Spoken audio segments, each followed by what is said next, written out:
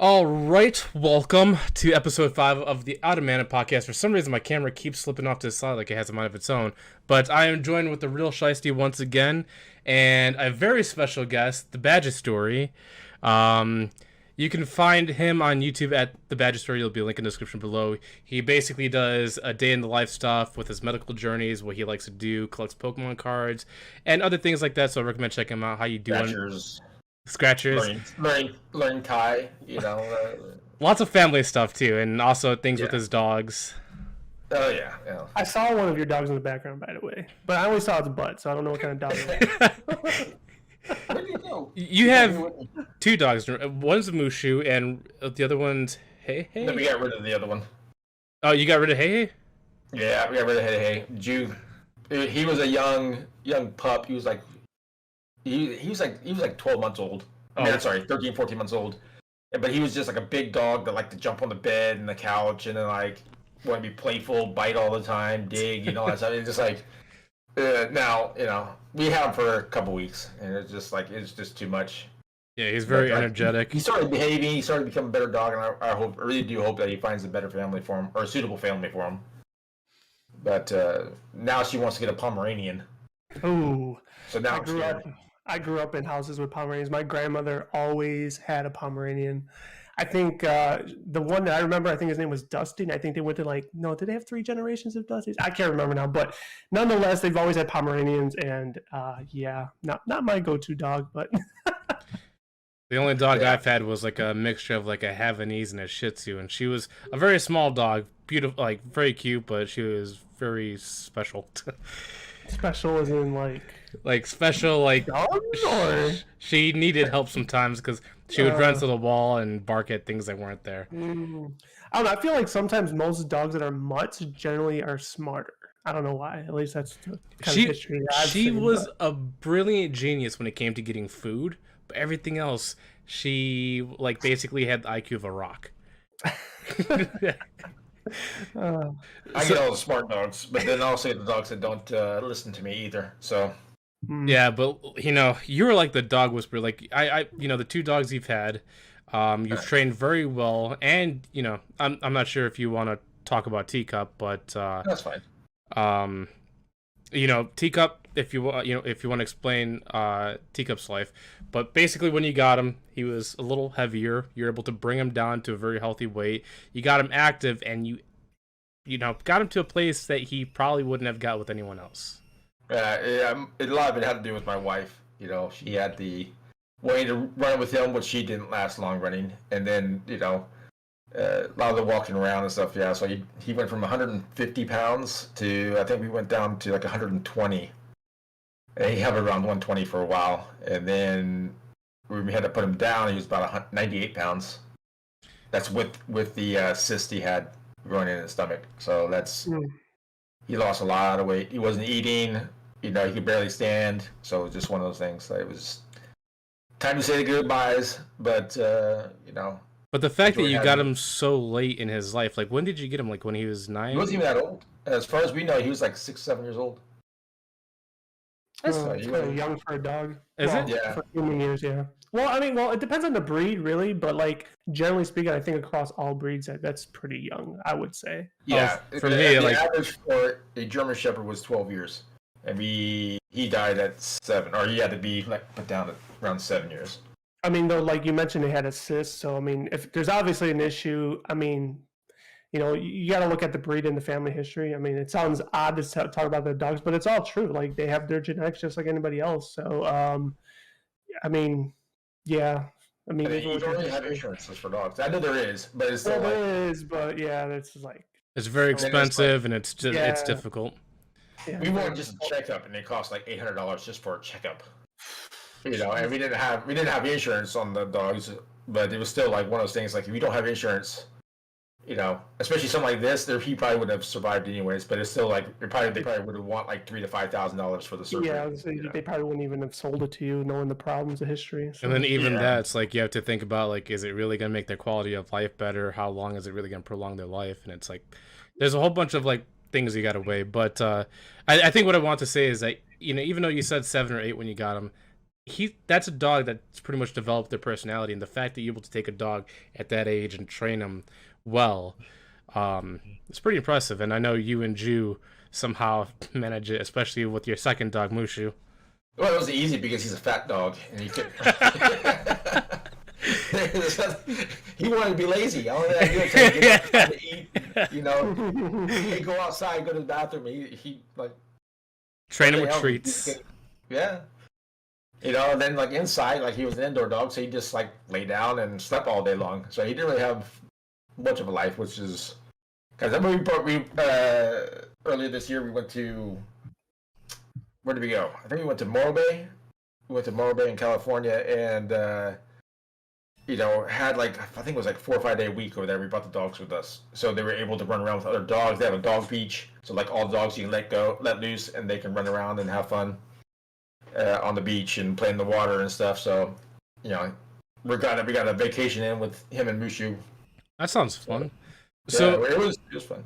So, do you guys plan on getting any more animals, or is Mushu it for now?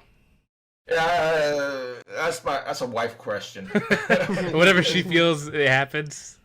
Well, it's like she says one thing and then does another. You know, it's like, I don't want a big dog. She comes home with hey. You know, it's like a huge dog. It's like, okay. And then it's like, no, it's too soon. So yes, rid of hey. And then it's like, I want a Pomeranian. You know, and then it's like, you know, okay, and she hasn't got it yet. So yet, keyword yet. Yeah. You know, I had to convince her not to get more than 2 dogs. So put it that way. She wanted to get 2 German Shepherds in place of they were babies. They were like maybe like 6 months old, and they were like, you know, they were twins. You know, they were from the same family and stuff like that. And she's like, oh, look at the cute German Shepherds. I want both. I'm like, no. Yeah, that's kind of how my mom ended up with a couple shepherds. I don't know if they were twins, but they were definitely sisters.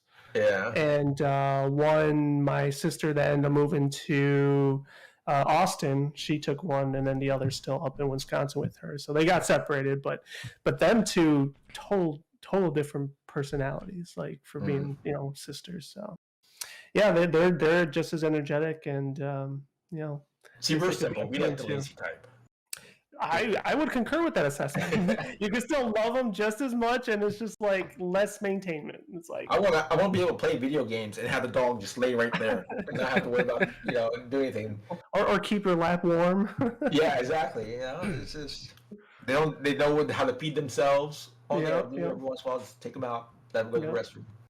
That's why cats are pretty good too. If you're not allergic, I'm allergic to both, unfortunately, which fucking really sucks. Same here. I still love the hell out of animals. Like I said, I grew up in houses all my life, and but still don't have one right now. So. But go to the cat part. I can't agree that all cats are the same, because my cat, hell no, she's a menace, and she acts like a dog. Like, she'll follow you around, she'll lay in front of you when you're walking, like a roadblock, kind of like dogs do. And then when she's hungry, she'll meow like crazy, and then like headbutt you to like get her food. I'm like, you're a cat. You're supposed to be isolated. Why are you so needy? I mean, every cat's different as well. I mean, they have personalities just like dogs. I mean, it's all the same. All that stigmatism, even with those animals, just wash it down the drain. Yeah. It's funny that all three of us love animals. Obviously, Steve and I are, they're like our kryptonite because of our allergies, even though we love them. Yeah. But what would be your ideal pet? Like if you could protect any species in a particular breed. Any species. Oh shit, damn. Well, I always said, like, if there was like a way to tame and knowing that it's not going to turn on you, and it was an exotic animal. I don't know why. I just thought of having like a snow leopard. Sounds pretty badass. Yeah, but if we're talking about realistic, it's funny because Badger mentioned Pomeranian. I want something that's like half Pomeranian, but it's called the Pomsky because it's half Pomeranian, half Husky. They just look so fucking adorable, and that would be the one I would want. But they're like stupid expensive. So those are my answers to the question. Matt, what about you? For me, okay, so again, I'm old school. I'm old. So there's a movie called. He's a doggy. Yeah, there he is. Mushu, what are you doing? You want to come up here? You want to come up? Come here. Come on. Nope, he doesn't want to come up. Come on. You want to come up? Wave to the podcast. Yeah, come see. Okay, you're not helping. He was like, nah, you didn't pay me enough for this. Where are my royalties? Oh, he looks so confused. Yeah. He's totally looking away from the camera. He knows where the camera's at. What's He this? doesn't even want to look at it. Oh, there he goes. Oh, yeah. The You one know, thing you're I not love real- about Mushu is that he has 2 different color eyes. I noticed. For a second, Um, I thought he was half blind. So the movie is called Kindergarten Cop. If you guys Okay. ever seen it, with Arnold Schwarzenegger, and he plays, of course, he's a cop who has to pretend like he's a teacher and Mhm. take care of like kindergartens or some of that preschool kindergarten people. And in order to calm him down, he had a ferret in the back of his car. And like ever since that movie, you know, I mean, I don't think about it as much now because I'm always busy. But it's like, you know, that ferret was always something I wanted. But it's like I think in the United States it's illegal to have a ferret. I don't think so, because no. I went to Petco the other day for cat food, and there was 5 ferrets in a cage What? together. Maybe it's just a Wait. Like California they were thing. selling them at Petco? I believe Oh, so. Yeah, that's Really? Now Yeah, that I they did were not like they were know. playing. They were all like all over each other, just having fun. I think they're siblings Wow. really. Oh man, I did not know they sold them in stores or like that. PetSmart. One of the 2. I don't think it's illegal. I don't remember like vividly, but I remember being like at parents' friends' houses or whatever that owned ferrets, and they had like this whole lavish tube Yeah. system in one of the rooms, and like they were awesome. They were Yeah. awesome, but they do smell. Well, the reason why is that they are considered an exotic animal. So it's like Are they really? owning a tiger, owning I would- whatever. It's not I mean, I don't know. There's if something that it's it's weird really that because like even our pet stop, like they don't even have animals anymore. They have like fish. I think that's all you can get. Maybe frogs. that but, might like, be a we don't even have state law animals thing? anymore. Is that a state law thing, or is that just that one store? I don't know. I have no Okay. idea. I don't. Because Because know. I think. Go Oh, ahead. I'm sorry. Go ahead, Josh. No, that's fine. I was gonna say because the PetSmart Petco I go to, we got dogs, cats, fish, snakes, frogs, crickets, birds, No. and This is her feed, though. sometimes I've seen people actually get like those little like boxes and keep crickets in there. It's like little good luck charms. Mhm. But yeah, there's loads of animals in our stores. Even some like obviously multiple different like breeds of birds like cockatoos, parakeets, all that stuff. Like they sell loads of animals here. I think it might be also too like it controls the animal population. There's so many stray cats and dogs on the street. Like maybe they stopped in California, maybe, or even my Yeah. city, where it's like they stopped selling them because we have an excess of too many animals on the streets. Like, yeah, let's try to domesticate this feral cat. Yeah. Well, that's another thing too. If they're strays, like I know you can bring in like a stray cat to get fixed for free. All you Interesting. have to do, like I had one at my old apartment, and she just never left. But it was like she always got pregnant. She got pregnant twice in like 6 months. She was for the streets. Yeah, so it's kind of like okay, brought her in to get fixed, and it was free and stuff like that. So they have I a don't know if I program ever shared this with Josh. I may have, but my grandmother used to be a pre-K teacher, and one summer, I have no idea where the hell she got the thing, but she ended up purchasing a hedgehog to bring to the class the following year. Yeah, so for the whole summer, we had the hedgehog stay at our house. So that was cool, and of course, I'm guessing it wouldn't be too hard to figure out what we named the hedgehog. Sonic. It was totally Sonic, and so yeah, that was actually really cool. So I think that's the closest to having an exotic pet, at least in our any of our households growing up, which was really cool because just the idea of petting a hedgehog seems very far-fetched, but I could tell you it can be done. Okay, so real quick, you said you're allergic, so I'm thinking what you need is a hairless cat or a hairless dog. So no, there are hypoallergenic pets for sure. They're ugly, but they're so let's talk I just about dogs forget very, that. very quickly. There's very like the breeds I was looking at, like I hate to be like, oh, I need to have a cute dog. But like I couldn't, there was a couple I gravitated to, but they're really also like expensive to get, right? And so I'll leave that as that. But then cats, to your point, would be like the hairless one. And yes, they are ugly, but you do get to dress them up in coats and everything else. And they're one of the few breeds that says, yes, please dress me because I'm fucking cold. So so yeah, that's the whole thing with that. But there, to my understanding, I just lack doing the research. But there are actually cats that have hair that are still hypoallergenic. Yeah, I forgot what my cat is. I might be butchering it, but I think she's like a tortoiseshell cat or whatever. She's like black with like stripes and all that stuff. Okay. And so far her dander doesn't bother me, unlike most cats. And then same thing with my dog Gabby before she passed away. The mix, she was a dog that didn't shed, so she was perfect for my allergies, where it didn't really bother me, and I could pet her. Yeah, I know. I'm not too sure about dogs as to what causes the allergy issue, but I know with cats, it's not necessarily the dander; it's their saliva, and when they're cleaning themselves, that's what then ejects it. Yes. I remember, like, I want to say about like 2 years ago, and once again, I haven't furthered the research to see where it might be at, but I remember reading an article and seeing on the news that they were working on a shot for the cats that would kill that enzyme from their saliva, so that way people wouldn't be allergic to them anymore. I don't know where that's at. As much as that's cool, I wonder if it would have a negative effect on their... Because I'm assuming they would need that enzyme to clean themselves and keep them healthy from whatever bacteria or ticks or whatever they have. Once again, I may be ignorant by just bringing it to light, but I don't know, it's for scientists. Underlying effects. Yeah, I don't. Yeah, let the scientists handle that for a second. But no, I just thought it sounded very awesome, because if they could figure that out, that would be fantastic. So let me get this straight. So you went from my dog's fat teacup to saliva and cats. How did that happen? That's how this works. If we just keep going. Here. We're still keeping on the theme. But you guys says yours. Steve says he wanted like a snow leopard if it was exotic and you tame bull, but then ferret for me. Okay, so what's yours, Josh? If I was gonna go with like a crazy animal, I'm not sure if dire wolves even exist, but I would love a wolf. But I guess the closest thing I could probably get is like a Siberian Husky. And I can get you Twilight series.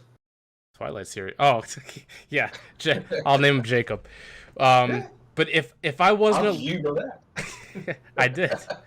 But if I wasn't allergic, I would like a Siberian Husky, because they're like the most beautiful creatures I've ever seen in my life. Like, they have blue eyes. Well, obviously they're different, but the one I seen that was like the most beautiful thing. It had blue eyes, pure white fur, and I'm like, I would love to have that dog. I wanted to. We had Teacup and Mushu, and we were saying that like we're gonna have one big dog, one small dog, and I wanted, when it was time for Teacup to go, I wanted a Husky, and she wants a Husky. But then all of a sudden Teacup, passed. She's like, I don't want a big dog. I can't handle a big dog right now. I just want something to cuddle with me. I want a Pomeranian. I'm like, make the best of the world. Get that Pomsky then. Yes. Slowly suggest it and have the Husky be your third dog. No. 2 is enough. For now. I have to wait for Mushu. Mushu is still young. Mushu is like 4 years old, I would say. Maybe 4.5. So he's still got, I'm sure he's going to live to be like 16. So we still got like another like 10, 11 years with him. That salt and pepper look makes him look older. Yeah. You already got the gray hair and the white. Yeah. But it's like, I want my, same thing. I want the Husky, but... Yeah, no, Huskies are beautiful. Sounds like I'm gloating here, but we had Huskies multiple times. We had a male and female, so... Yeah. Great dogs. If they can make a shop for Huskies and make them allergic, I would definitely get one.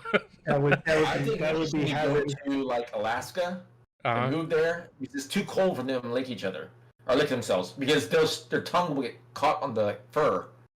And but they still shed like mothers. They shed like you cannot avoid that. You cannot avoid that. Yeah, their shedding is crazy.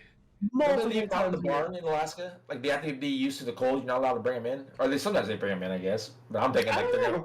I think the movies I watched, like they usually. Have you seen 8 Below with Paul Walker? Are you talking about the one where they have like all these like mushing dogs, and then he has them like in a barn? Well, that one's I forgot what that one's called. They had one with Cuba Gooding Jr. I seen that one. That was a No, good that one. one I've seen. I can't remember the name of it though. That was Yeah, wasn't I that Snow forget. Dogs? Yes. It might have been Snow Dogs. Yeah, Yeah. Snow Dogs. Snow Dogs. Below 8 is another one where it's I guess they were climbing Based the on mountain a and true stuff. story. Big, yeah. It was a big like storm and stuff. The dogs got lost, and they had to leave the dogs behind because it was too dangerous for them to be where they were at. And I guess it was like 8 months or 6 months later or something like that, where that was like the next time they were actually able to go back and see the dogs or whatever. And the dogs survived on their own for like 6 to 8 months or something like that by themselves, out in the cold, eating everything else. If I like see like the first 10 or 15 minutes of it, I'd probably remember. I just don't remember right now. Yeah, I haven't But it seen sounds that movie familiar, since though. like 2005 or 6. Like it was one of those early 2000 movies, and I remember both of them, and they were really good. But I wonder, were they made by Disney? Which More one? than likely. I know Snow Dogs Eight- was, I think. Snow I don't know Dogs about the other was one. 8 Below, maybe. They also did Iron Will, which is another Last and Slow. I haven't seen that one. That's a good one. It's on Disney Plus. I'm gonna have to check it out. Put that on my list. They have what was the other one? They have the new one. Who played the Goblin on Spider-Man. He came out with one. Fargo? Is it Fargo? It might be Fargo. That's a good one. Fargo, the show or movie? Movie. Okay, I haven't seen the movie. I think it was Fargo. I think that's what it was. They had Journey to Night Again, which is very old, 1980s, maybe 1990. I know I'm old when I say that. The Journey to Night Again, something like that. I think you can find that on Disney Plus. I'll have to put that on my list. But one thing I noticed that's on your desk, I know we talked about it earlier, is Pokemon cards. I want to mention it myself because I know, I'm not sure if you've gone to McDonald's at all. I know Steve has definitely gone to McDonald's, but they're giving away Pokemon cards. I originally had the box right here, but I forgot it was on my chair and just covered up, and I sat on it, so now it's gone. You can't even like open them up anymore. They're gone. But I have the pack. I have the cards here. The only one, I don't even know what collections they have, but the one I got was a holographic Smeagol. Ooh. But I know you two are definitely card collectors. I want to know what is your most valuable card and favorite card in your collections. Oh, I don't even know. It was talking strictly just Pokemon? Yeah. Okay. I mean, you could talk about baseball too if you want, but I'm talking about Pokemon. I'll just stick with Pokemon. Oh, man. My favorite one? Now, that was a tough one. I would say probably my most valuable one, though, I think, right now is probably that Rainbow Charizard that I have out of, I forgot the set already. Was it Brilliant Stars, I think? Oh, that one's newer. Yeah. Yeah.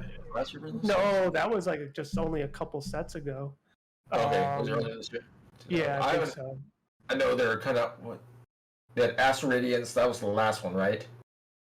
I believe you're correct. Yes. And then they have the new one that's coming out. I think next week. No, I'm going to a pre-release. There's like two that are up, like really close coming. One is on pre-order right now.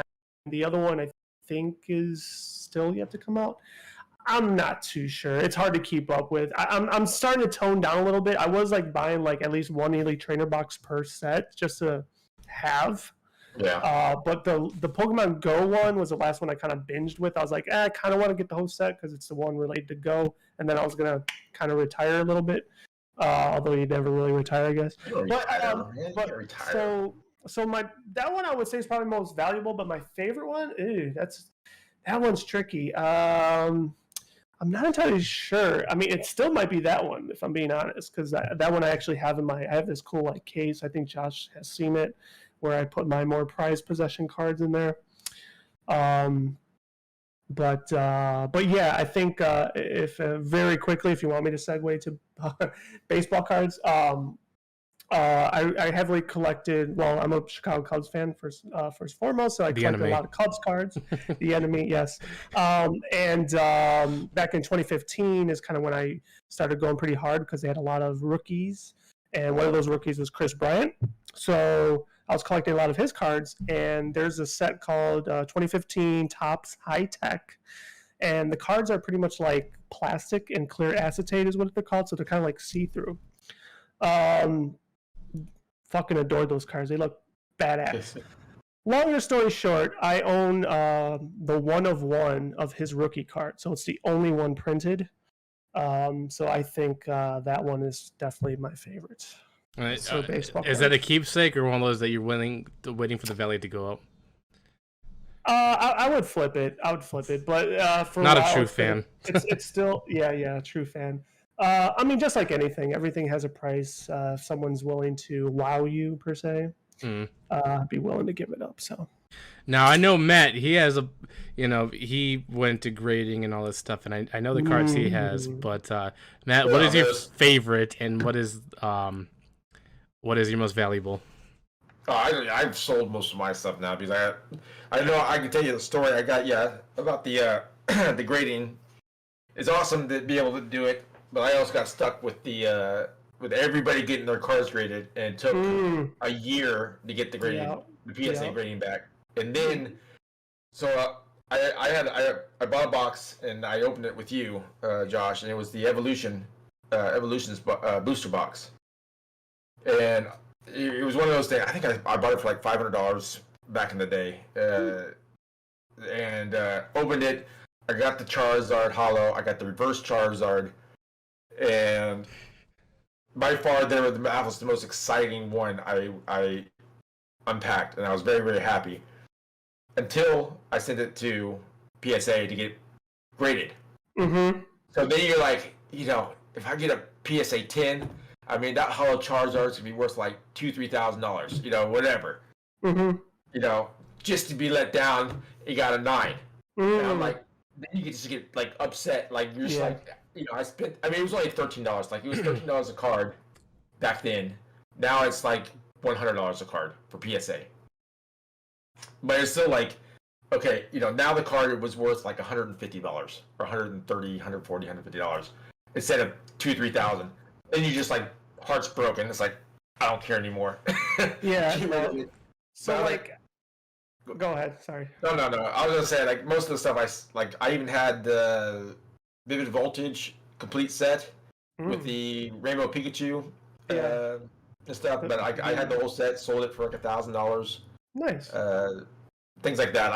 I enjoy opening. I think they're fun. Collecting wise, I'm just I just love opening it. It makes me feel excited when you actually get it. I mean, even now, like, I think honestly they keep getting better and better with the artwork. Like, the art is fantastic. So fucking beautiful. Like the artwork, especially the full art cards. Like now they're doing like a lot of series where they'll have like a particular trainer associated with that Pokemon on the card with them, and they're just so awesome looking. And now they're starting to get in the realm of like variants. I mean, they've always had variants, but even like in the trading card world or baseball, whatever, football and all that stuff, they call them like short prints, right?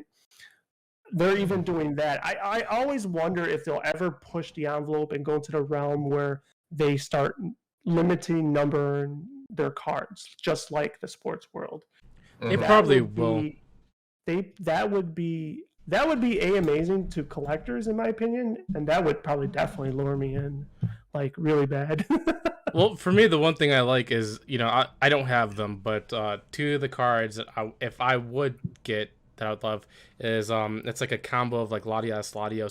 It's not a full art card, but it's like a half art, and they're kind of bouncing out or coming out of the box. Mm-hmm. That's cool. And then there's like a Pikachu and Pichu family, and they're walking out of the box too.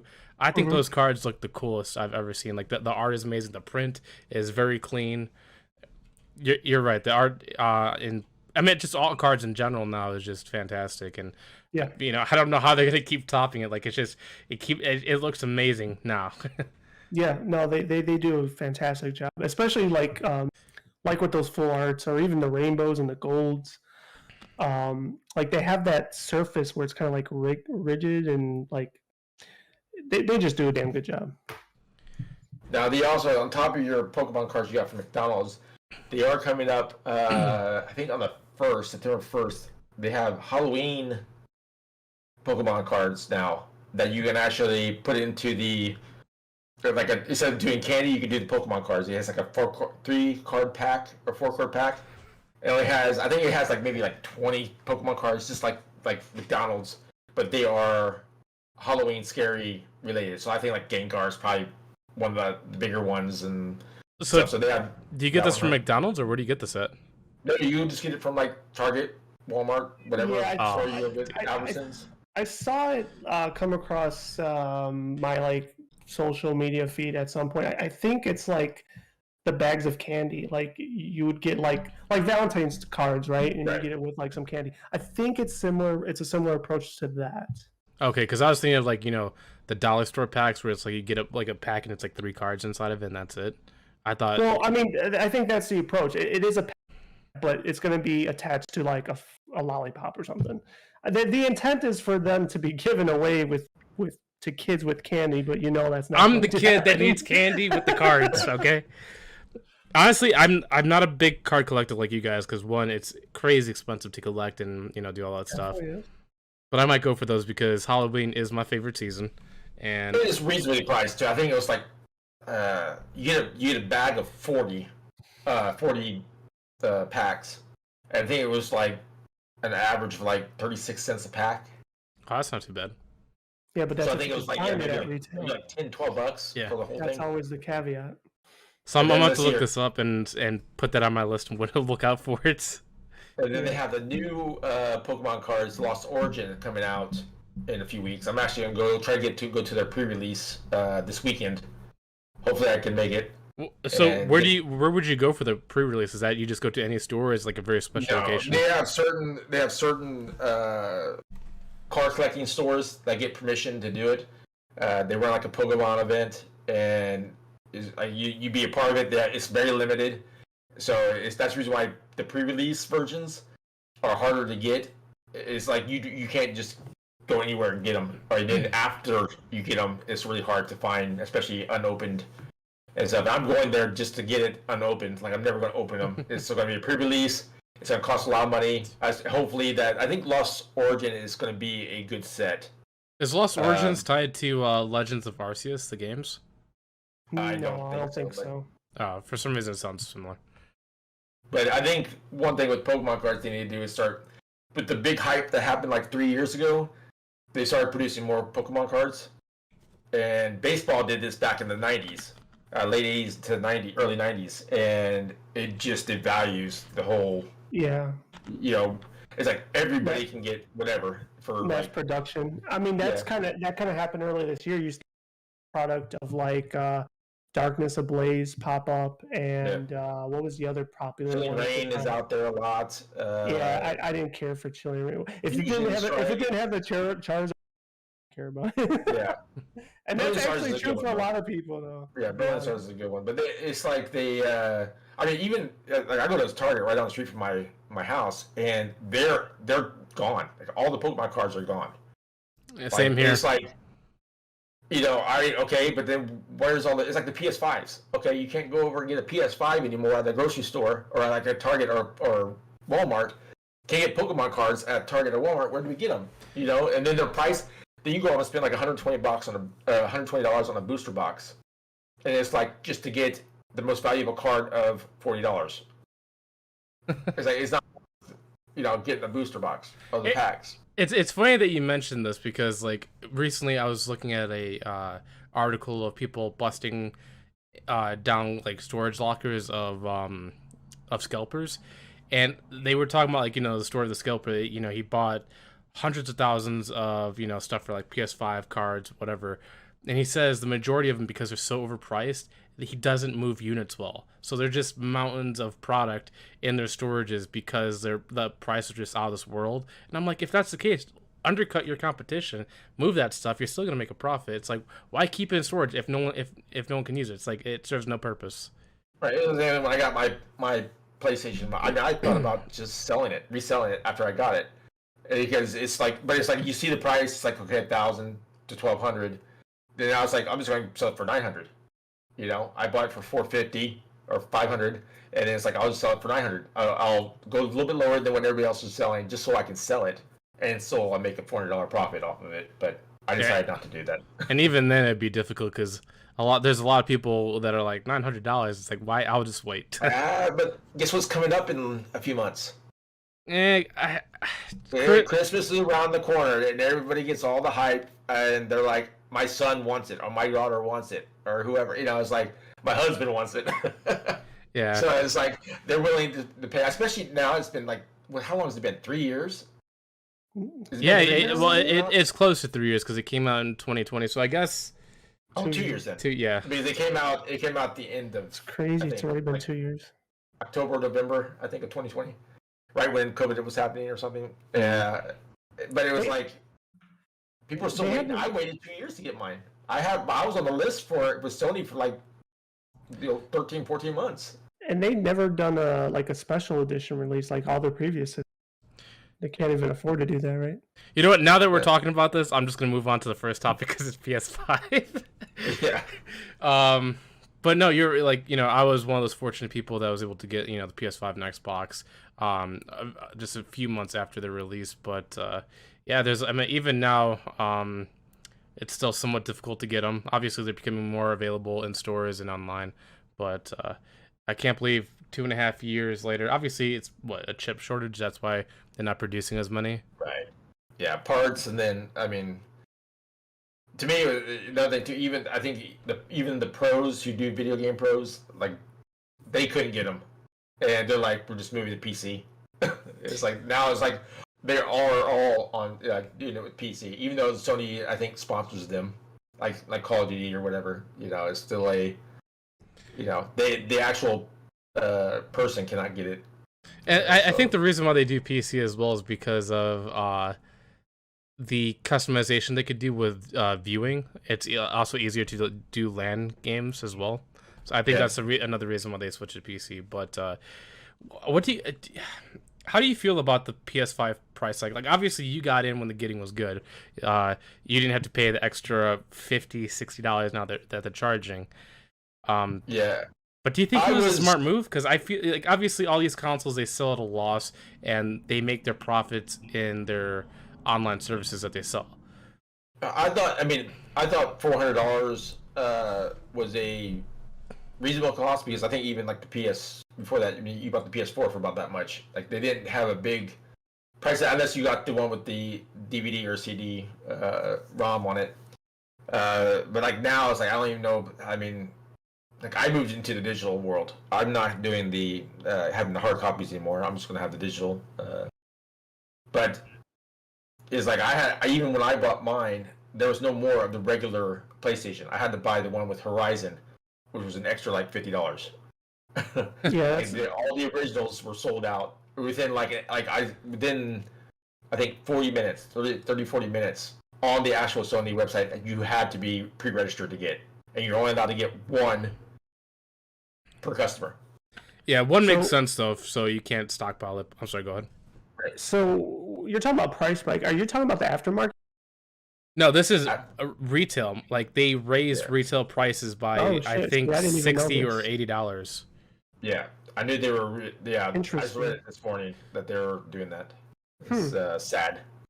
Interesting. Yeah, Xbox and Microsoft are laughing at them like, we're not doing that. You're gonna lose customers that way. Like even this price spike that they have. If I may say, they're not going to lose me because I'm still going to get one regardless. If it's going to guarantee me getting one, I'm still going to pay. Yeah, but you're also MSRP. A loyal person to brands. No, so. that isn't. Well, okay, yes, that's true, but I'm not loyal to the fact that I had to get it day one because I still don't have it. There was nothing on there for me to buy it day one. If you got day one, you would have got cheaper. Not even year one. Well, that's partially true as well. But nonetheless, there was no reason to get it until what I think October 21st now is when is coming out. That's like the first game I've been wanting and waiting for. But then it's like Final Fantasy heaven for the next like few years. So now is my time to I should say have to get one, but desiring to get one. Right. So yeah, I mean, you know what? It is what it is. Like you spoke to the point, like the cost to make it was, they're say cutting their losses anyway, but it is what it is. Like I'm not too mad about it. Even the small little price hike is still not going to give them profits. on any of this stuff. So why they do it, it makes no sense. And also, consoles over time, they usually devalue, not increase in value, especially with the next generation coming out soon. You have all these things that PlayStation is trying to do to make it better than Xbox or the same as Xbox. Because Xbox gives the person who buys it more options to do things. Okay? Debatable. So that's what they did with even the PlayStation Plus and Xbox Live. It was one of those things, like, I think PlayStation Plus was cheaper. The Xbox Live was like, you get a lot more with the Xbox Live. If you're talking about PS3 and 360, Xbox was paid and PS3 was free until PS4. Exactly, you're right. So then now they have the whatever edition where you pay the extra money for the PlayStation Plus that you mentioned earlier to me. And then on top of that, it's like, well, in order for us to compete against Microsoft, we need to raise the price so we can actually add all the things we want to add. Because we can't just do it. So it's kind of sad. Like, they raised the price for the PlayStation Plus. They went from free to like $40, $45, and then they raised it up to $60. Now it's like, where else can we find more money? It's like people are not going to pay $120 just to be online and not play any of the games. Like, I just want to be online. Most of the time, I just want to be online. Now it's like I kind of want to play the extra games. But it's like, for the most part, I just want to play multiplayer. And in order to do that, I gotta pay all this money, and it's kind of sad. Well, the good thing is, to add to your point, is that with this increased spike, even to their live services, they did mention that you don't need the paid version to play multiplayer games. They took that away. You can play multiplayer games for free now. Oh, wow. That's good. Did not know that. Yeah, I think they did that because Xbox did it. Yeah, well, Xbox did it first, but PlayStation has now changed it to where multiplayer is now free. Oh, wow. I did not know that. Yeah, you just need an Ethernet port. You can't buy anything if you don't have PlayStation Plus, but you can play multiplayer games if it's included with the physical game you bought. Uh-huh. When you say buy anything, like, what do you mean? Like microtransactions, DLC, all that stuff. That sounds stupid. You're just shooting yourself in the foot by not allowing that. Yeah, I don't know. They're very weird how they said it, because all they just said is online play is free. But like, Activision is gonna throw a fit, because they're like, we're not making all this money, and people in Fortnite, they're making all this money on micro DLCs, and you're telling me that they're gonna lose money now that they can play for free? I don't know. I have to look at it, but I know that there's certain games that you can't buy like transactions. It's just only multiplayer. That's it. Wow, that's really weird. But that's free. If you have obviously the paid version, you can do whatever you want. Right. I'll pay for mine for a little bit now for this next year and see what happens. I mean, like, it is really worth it for me to pay the $100 for the year or whatever it was. Like, I'm wondering if the price spike is even due to maybe their library. Like I said, I mean, for some reason your mic cut off, Steve, when you were talking. Oh, okay. Well, I'll just start from the beginning, I guess. But no, I didn't really say too much, anyways. But no, I was saying I'm wondering if the price spike is happening because due to their catalog, and I'm not saying I'm in that popular group of people, but like I said, my reason in buying the system now in the near future is due to their catalog and library becoming of something that I want to, or that I need a console, and I'm wondering if that's something they might be realizing too. But playing devil's advocate for a moment here, as I like to do a lot, as you know, normally when price spikes happen, generally it's because, like, the parts that they need to make the system, whoever they get them from, they have to pay an increase for those same type of things. So that's why now they have to include a cost on the customer. Doesn't make it right, but that's usually how the world of supply chain works and how things get pushed down to the customer, like everything else happened in this world with inflation. So that's my devil's advocate approach, although I don't know what the exact reason. Man. Yeah, well, it's just, This now, on the positive side, you could have said, hey, look, you know what they decided to do? They decided to bring all the old PlayStations back. All the PlayStation games back. So what they're going to do, the extra $60 is going to make them into a digital version that you can play on any PlayStation. Backwards compatible. Like, but it's like you can play any game. So it's like from PlayStation all the way up to PlayStation 5. See, but any game. now you're talking about Wet Dream Fantasies. Well, no, they're starting that because Xbox did that. I'm not. Well, Modern Warfare remastered and stuff like that. I mean, they can make all the other ones remastered, and it's not just Call of Duty. It's like every game. Yeah, I'm hearing you. So for both, since both of you don't have PlayStation Premium, I can tell you this: I own both services. I own Game Pass. I own PlayStation Plus, and PlayStation is taking the Xbox approach. They're finally porting they're emulating a lot of PS1 and PS2 games. Like Steve, you know about Dark Cloud being on PS4. They ported that over. But now they're doing Resident Evil, Siphon Filter, Okage, a whole bunch of other games. And I think they're doing this emulation test right now to see how well it performs, to invest more money to see if bringing this back catalog will work. Joe, I have Premium. I just haven't used it yet. Oh, you got Premium? Yeah, I got it last night. That's so awesome. I upgraded it. I forgot. So my PS4 broke, and I haven't played it for like 6 months because it broke. So I'm like, well, I'm not gonna buy another PS4 because it costs almost the same amount as the PS5. So I was like, okay, I'm just gonna wait. And then I got tired of waiting, so I even like canceled it. Like I'm like, so they said like, oh, your PlayStation Plus will end, when it's time to renew it. Well, I get the PS5. It still hasn't been the time yet to renew my my PlayStation Plus.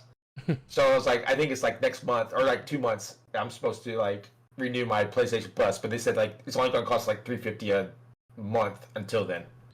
So you just said something that triggered to me that I didn't Triggered realize. me. The PS, not in a negative way. No, you said that the PS4 is just as valuable as the 5. A, I did not know that, and B, why is that? Did they stop manufacturing 4s already?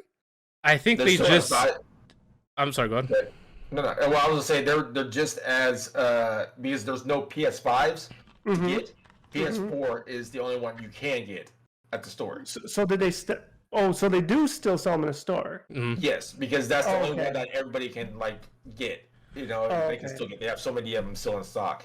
Gotcha. So what you're saying is, in the aftermarket, they'll still sell as retail price. Right. Yeah, I mean, I think it's still lower than retail. It still might be like. Right now, it's still. $400. Well, this year they actually stopped making PS4. They've announced that they stopped production, cool. But from 2020 to 2022, whenever they stopped production, PS4s were still selling at full price. Even the old ones, the first generation PS4s, were selling at full price. I got the Batman version, so I should try to flip that now. It's funny because Matt says this, and there's a lot of consumers that got played, in 2020 by buying PS4s and Xbox One X's, thinking that they were the new systems, and they weren't. And they paid full prices, not knowing which version they got. So a lot of kids, obviously, this was an outcry during the holiday market in 2022. But a lot of kids were like, "This is what I wanted," and the parents were angry, and then they started bringing their consoles back and asking for all this money, and a lot of stores eventually had to reject them because there's too many systems being brought back. Wow, I didn't even know about that. It was a big thing in 2020 because of the confusion in the market, especially with Xbox and their branding. All sales final. Yeah, I wish I would have had a lot of money back then to buy whatever I wanted. It's funny. I was even telling Matt this because when PS5s came out, I'm like, oh, look at how these price spikes, and I was able to get all these systems. I'm like, I could probably flip these, and I'm like, no, that's too scummy. I'm not going to do that. Well, they have a seal now, so I bought mine, and on the box there's 2 seals, and once you break it, it's no longer like before like they do have it on the PlayStation where like if you undo these screws, like PlayStation is no more longer liable to cover them. No warranty anymore, I don't think. Yeah. You avoid the warranties basically. Yeah, you avoid the warranty. So now they have it on the box. So it's kind of like I didn't want to do it. I didn't even cut it until like yesterday when I decided I really want the PS5 because I was afraid like, well, if I want to resell it, if I break that seal, like I can't sell it for the normal price. I have to sell it for like a discounted price because. I broke the. It sounds kind of. That wouldn't matter in the open market, I don't think. Yeah, I think they just want a PS5 and that's it. Exactly. It's such a status symbol. Right. But to go back to the whole PlayStation Price Spike. Obviously you two covered it quite well. That they gotta, one, pay their suppliers, and then two, get more funds for projects, because Steve and I said this a couple times, because PlayStation's been a topic recently with all their stuff. How they've shot themselves in the foot this generation, with how they've been, sticking to the guns, not trying to branch out, and now they're feeling that pain. I think they need the money to, fund PlayStation Plus, get more games on their platform. But I still think they're holding on to the past, because PlayStation Plus, they won't bring any of their exclusive titles on their service day one, and I think that's also going to hurt them. Yeah. They have a lot, they have to do to make things right in the PlayStation side of things. So, and raising the prices is not, the way to do it, because it's the same thing with taxes in the country. If you pay your taxes and stuff, or things are cost more, or like if you live in California, they're trying to get rid of gasoline cars for good by 2035, and you're hurting. I said something today on Facebook. It was just like, our governor wants everybody to have basic electric vehicles by 2035.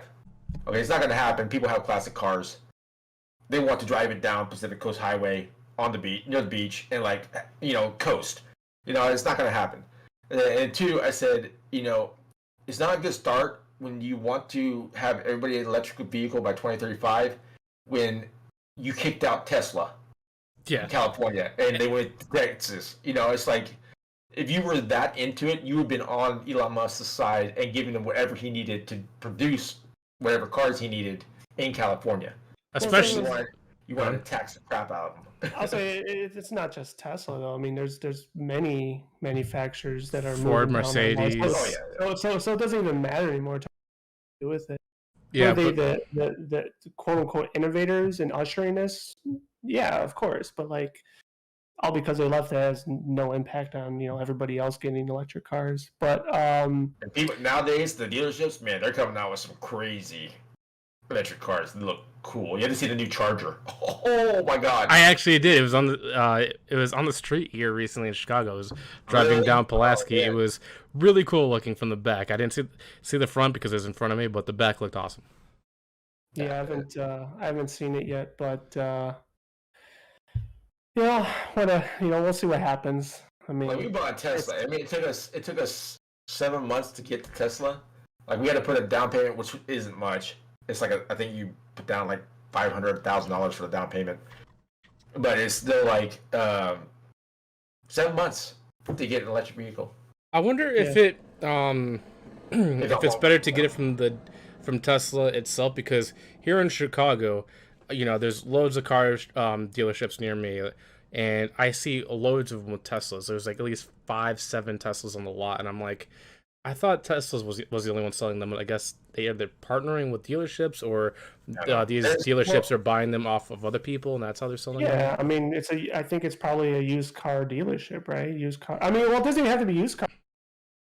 Even the name brand dealerships sell used cars. So yeah, these are the name brand dealerships, and they sell obviously their new cars, and then all these other stuff.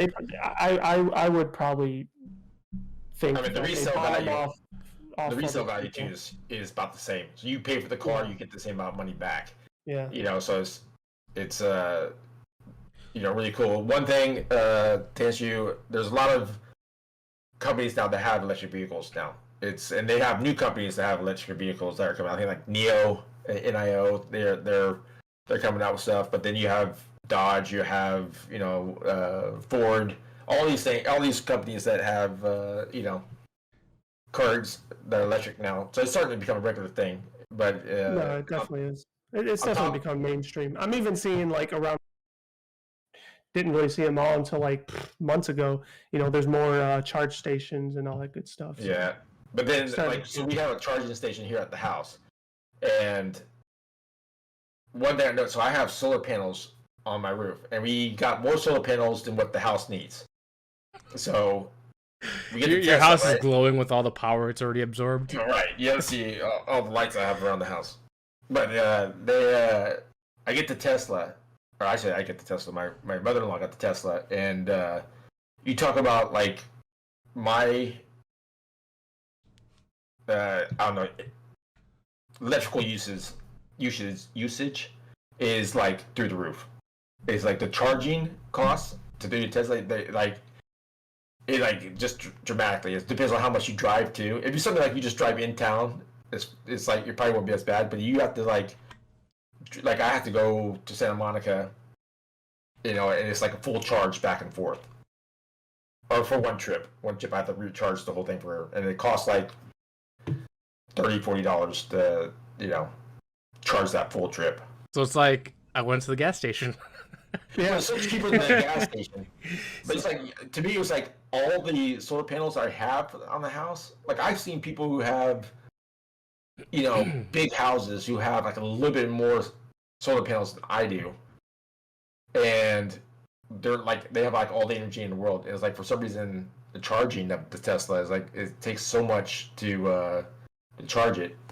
But it's still valuable compared to having a gasoline car, at least right now, while the prices are still high. Yeah. Well, and go on. You go first. I was gonna say, like, recently I've been, I've thought about solar panels for a while, but unfortunately here in Chicago, it's not always sunny. There's very overcast most of the time, or just cloudy. But solar energy goes through the clouds. That's just why you could get a sunburn. Well, yeah, you got the UV rays, yeah, but I don't know if it's as useful. Like, I mean, you also have to pay to get those solar panels on, because I think we have taxes for solar panels in Chicago or Illinois. Tax for everything. But I'm like, with the amount of money you spend, the amount of money you pay for just to have them on, is it really worth it? And do you generate enough electricity to make the difference? And I'm like, why you do cost analysis? You don't know until you do a cost analysis. Well, that's the thing, is that I also have neighbors that have things, and they said it was one of the worst mistakes they've ever made, because they don't generate nearly enough. In Chicago, you got to remember, different. Yeah. You guys are always sunny, not here. It's always sunny in California. But they said that they're actually losing money because of solar panels, and I'm like, oh, it's so disappointing, because one, I want a Tesla, two, I want solar panels, but just right now for prices in Chicago, it just doesn't seem worth it still. Here it's one thing, we got a tax break, which happened all the way up until this year, I think, maybe even next year. We got like $10,000 back. That must be nice. I think it cost $37,000 for. I think we got 24 panels for $37,000, and then they can do it like over like a mortgage payment, like it's like over the next 25 years, which you can pay like $60 a month. So it's not even like that bad. But then, like, for me, it's like, I don't want to pay 25 years for solar panels. So I moved it down to like half that, which is 12 and a half years. I did a 12-year plan. It's, I think right now it's like $250 a month. So it's like, to me, in California, that's still good, because we're using the air conditioner quite a bit in California. You know what I'm saying? I mean, you have to. Yeah. A little hot, yeah, sure. People in UK would die even if they had half your temperatures. Yeah. I think it's been like it's 100-degree weather for like the 45th day in a row or something like that. I don't know. Depending on where you live in California, But if you live next to the beach, it's probably like 70 to 80 degrees every day. Like good ocean breeze. Yeah, when you live down in the valley, it's like 100-degree weather, and you're like cooking. Okay, so so you want to say something? Yeah, no, I was I guess Debbie. Your mic went out. Your mic cut out. Did it cut off? Can you hear me again? Yeah. I don't know why it keeps doing it. Maybe it's because it's the multiple feeds. But no, I was just gonna be Debbie Downer here and say like it'll be interesting to see what this spike happens to PlayStation. I don't foresee them really suffering from it, to be honest. And I'm not just saying that because I'm still gonna get it no matter what their price is. I just really firmly believe that. Just because the demand is still high. I mean, it is. I just gotta say this. You and I were both, for some reason, on the same wavelength, because I was actually about to reel it back too and go to Gamescom with the games, and you're like PlayStation. Well, I can't speak for Steve, but obviously, I'm a novice when it comes to cars. I only know the cars I like and all that stuff. So the car topic is more fresh for us. But and also, Steve doesn't like to get too much into other stuff. I'll just move to the That's not Nintendo true. Switch rather than play PlayStation. The Switch. Okay, it's funny. Steve and I have had multiple fights on how I view the Switch. The games are fun, but we have different views on the system itself. We bought the Switch, and we bought games for it. We thought it would be fun, like something we could do as a family. But it's like maybe once every like 3 months we actually turn it on, and then we have like basically the only time somebody uses it is when we have our nieces and nephew come over who are like 7 years old, wanting to play it. Like, what games do you have? Oh, that's it? You don't have any more Super Mario games? You know, it's like they're the only ones that play it. And then so far it's like the Switch just sits there and like collects dust. But I mean, I grew up with Super Mario Bros. I love it. You know, I'm glad we have it, and I'm sure there was, you know, like, I don't even have the internet set or the internet. I don't have the multiplayer set up on it. So I have the Bash Brothers one. Super Bash Brothers. Yeah, Super Smash Brothers. Yeah. Smash Brothers. There you go. Mm-hmm. I don't even know the name of it. Yeah. So I guess now that we're on the game subject, I guess we can go over to topic number 2, which is the Gamescom announcement. It's pretty much like, you know, the end wrap-up season for summer of all the games coming out in the near future. Right. Going to like Mario and stuff like that. I think you guys are into Sonic, right? Yep. Frontiers looked fantastic. I'm looking forward to it. Is that the same one that has been meaning to come out, or did they already release a new type of Sonic game before this? That's what I was kind of confused. Is this the one that everyone's kind of been waiting for? I think this is the one, like, so you know how like Zelda has like their different like different genres of Zelda games. One is like the 3 storylines. I think this one is kind of like the successor to like the Xbox, like more open world battle games. I can't think of the names. I wish I could remember them, but they're not following the classic path. Maybe I didn't ask my question correctly. Is this, what was the last big Sonic game that came out, or is this? I think it was Sonic Mania. Sonic Mania. Okay, so no, this is the one that people are waiting for. I thought it looked fantastic. I want to play it. But I said that about Kirby, and I haven't touched Kirby yet. but it looks fantastic. It looks great. That probably through Gamescom as a whole, outside of Batman, those were probably my top 2. There wasn't. I know you're probably going to be polar opposite of me, but I watched a lot of it. I didn't like watch every single minute of it. There wasn't a lot there for me. There was a lot of like zombie type, scary type of games, which is fine, I guess. You know, if that's what the market wants, that's what the market gets. But none of that really is attractive to me. So I didn't really care for the Gamescom. But there were a couple things that looked on 8th of November. There was a lot of games that looked, beautiful. Don't get me wrong. Like, I love how almost every game has these big, beautiful shots of this huge environment with like majestic, backgrounds and all that. But they all almost appeared the same to me. I will agree that there's a lot of games that have they're very similar. Like, for example, there's a game that they announced called Lords of the Fallen. You can blend that game in with loads of Dark Souls games like Demon Souls, Dark Souls, and Is that the one that looked like Arthas was fighting a bunch of demons? Yeah. I was like, it looked nice, but it looked like a handful of the other games they just released were our first trailers of. It's like, it looked from software. But going back to Sonic, because I want to talk about it because I couldn't remember the name, but Sonic Frontiers reminds me a lot of Sonic Heroes and Sonic Adventures from the original Xbox and PlayStation 2 games. And I think that's why people are so excited, because they were so different than the classic Sonics, where it's just linear and 2D. This was more like open world 3D, and I'm really looking forward to it. My genre right there, the 2D. Oh, you would love Sonic Mania and Sonic CD then. Yeah, I remember when Sonic came out. You were there.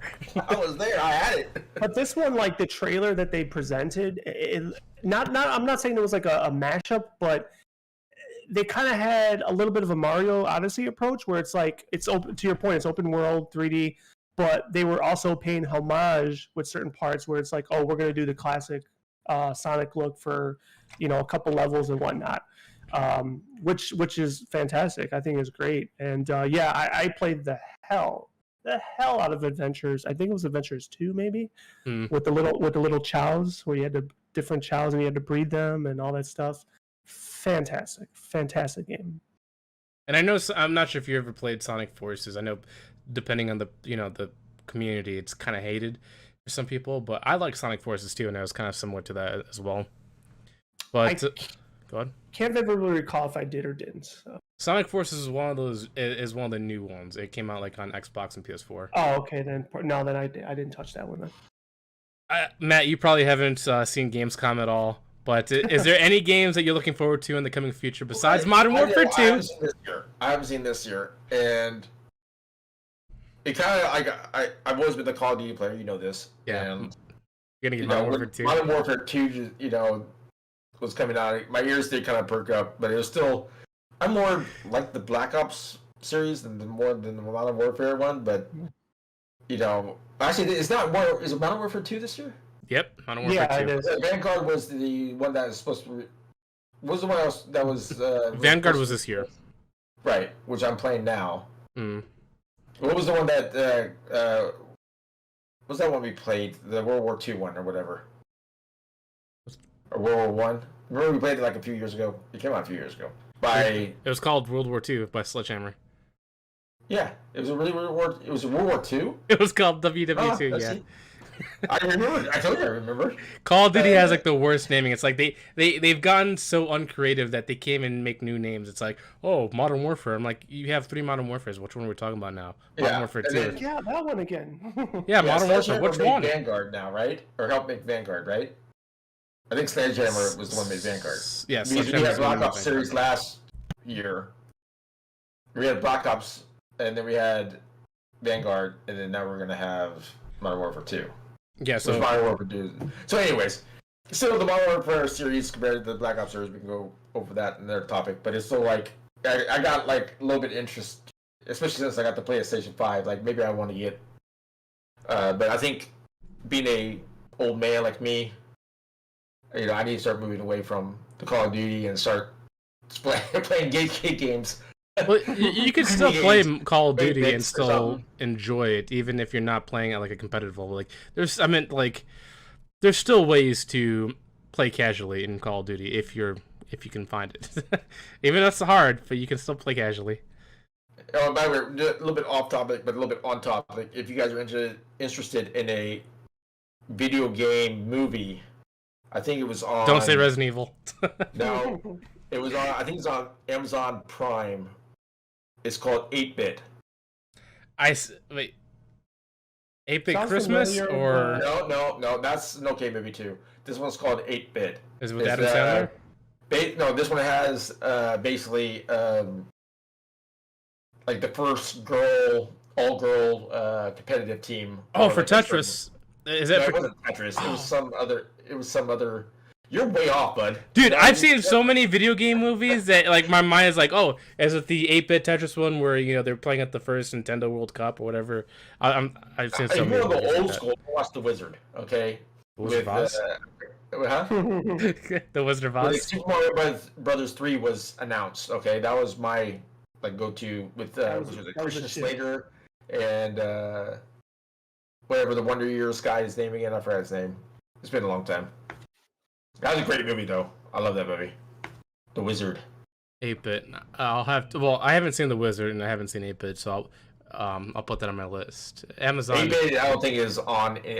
I'm sorry. I don't think The Wizard is on any streaming platform. Yeah, I don't think it is either. I don't know. You might be able to get it on Apple Plus or something.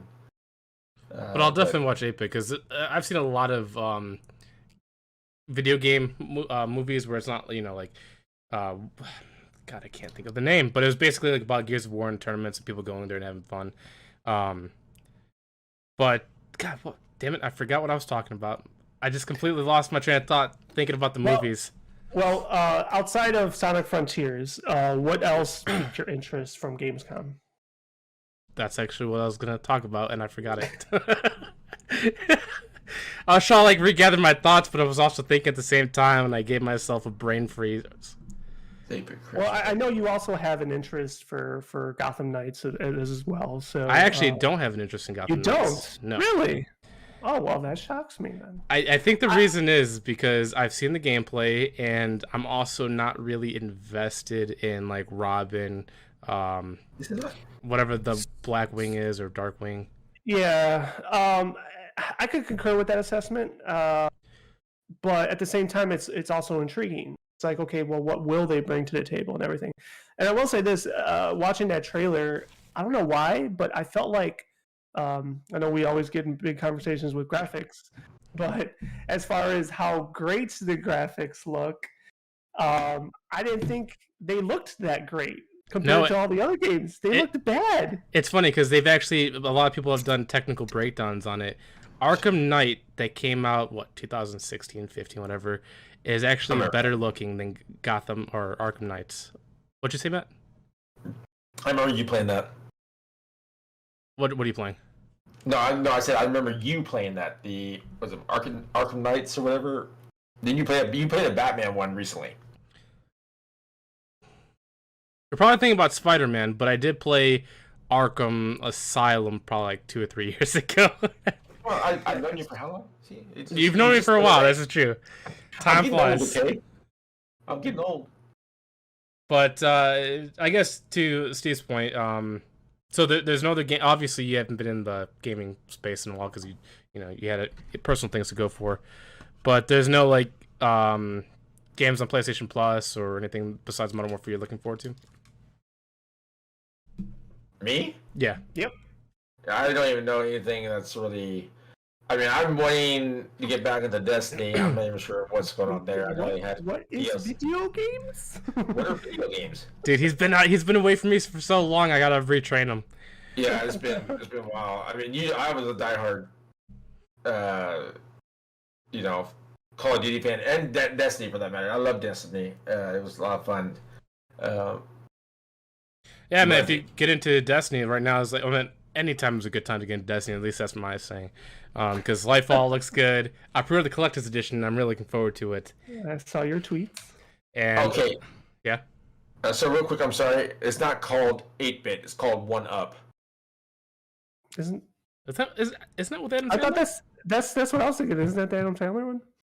No, it's not the Adam Sandler one. I don't know. I guess I'll still look it up. The girl is good looking girl. Her name is Vivian in the movie, and it's Paris Barelk, I think his name. Hopefully I'm not butchering her name. And then Ruby Rose, she played in one of the Pitch Perfect movies, Pitch Perfect 2, I think. But it's kind of like, there were like a couple girls who were backups for an esports guys team. They said that they were better than the guys, so they decided to come up with their own esports team. And they had to all get on the same page, and they needed a coach and all sorts of stuff. But it was like, it got bad ratings. But it was, as far as if you're a gamer, you might actually understand the movie. Oh, this just came out. Yeah. Okay.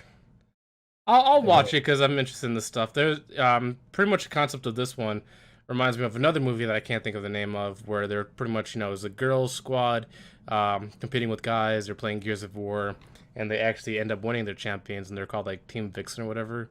It was a pretty good movie. Like I said, this one got 2.8 out of 10 on the rating on whatever that movie rating thing is. Rotten Tomatoes. Rotten Tomatoes, thank you. I think it was Rotten Tomatoes. So it's like, I think it's like you could maybe like if you're into esports at all, I think you kind of like relate to it a little bit more. And maybe that's the reason why. Like maybe like a normal, it's not made for everybody to watch. But yeah, it's made for the competitive gamer. Huh? Yeah, it'd be maybe a competitive gamer or even somebody who likes to watch esports games or whatever. It's like maybe that's the reason why. If you like 1UP, there's I think it might still be on Netflix, but it's a series called Video Game High School, and that's a pretty good show. You haven't seen it? What was it? On what streaming? I believe it's on Netflix. They could have taken it off, but that's where I seen it. It's called Video Game High School, and the show was actually made from a YouTuber. I believe his channel was like Rocket Jump Man or whatever. Oh. And They did a really good job with that show. Unfortunately, it just didn't do well because it wasn't popular enough. But for a gamer, it fit my needs. I'll have to look it up. But I guess in my list, because I'm the real gamer compared to you two. This is true. Yeah, what happens when you get old? You start going down to like Nintendo Switch and playing Super Mario Brothers. Play these cool games anymore. Things are just getting like. Okay, I'm back to NES. Okay, the original regular Nintendo. We had 2 buttons and a pad. Okay, now you're getting onto these like joysticks that have like or these controllers that just like you have 2 joysticks, you have a pad, you have 4 buttons, you have the other buttons, you have like Sounds like you're playing Flight Simulator. Well, yeah. I have to buy me another controller because I miss having the paddles. I was playing Call of Duty Vanguard.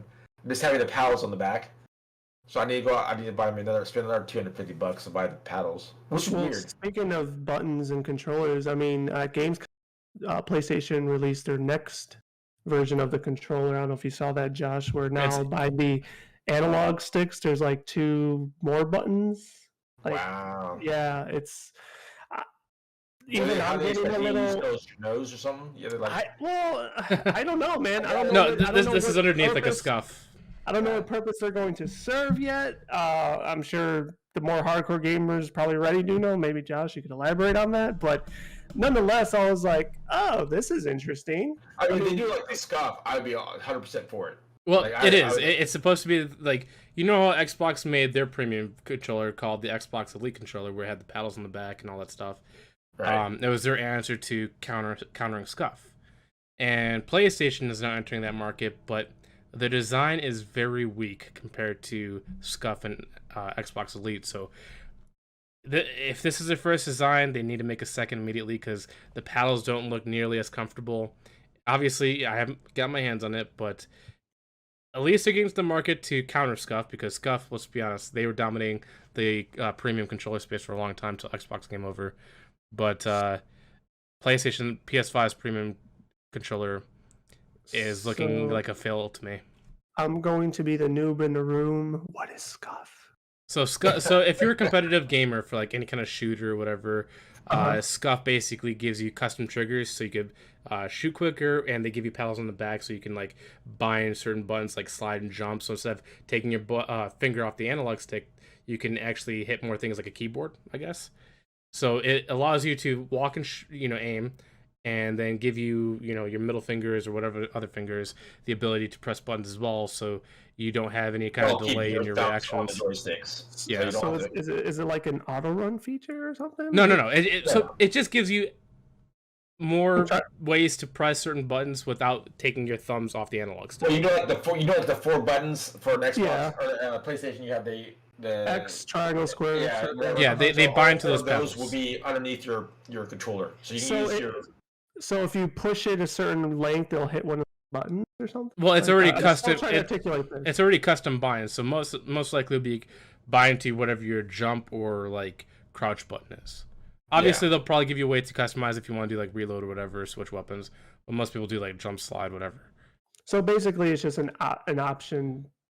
Is it able to do for something faster without having to take your thumbs off the joysticks? The people that buy these controllers are more competitive players for shooters. Gotcha. Okay. And then to say about the quicker, firing quicker, it just means that you don't have to press the button as far as a normal PlayStation controller. Like it takes you half the distance to press it, right? They set it to a custom length, so it's just like instead of doing full force, it's just whatever you need, and it's just quick response. Yeah.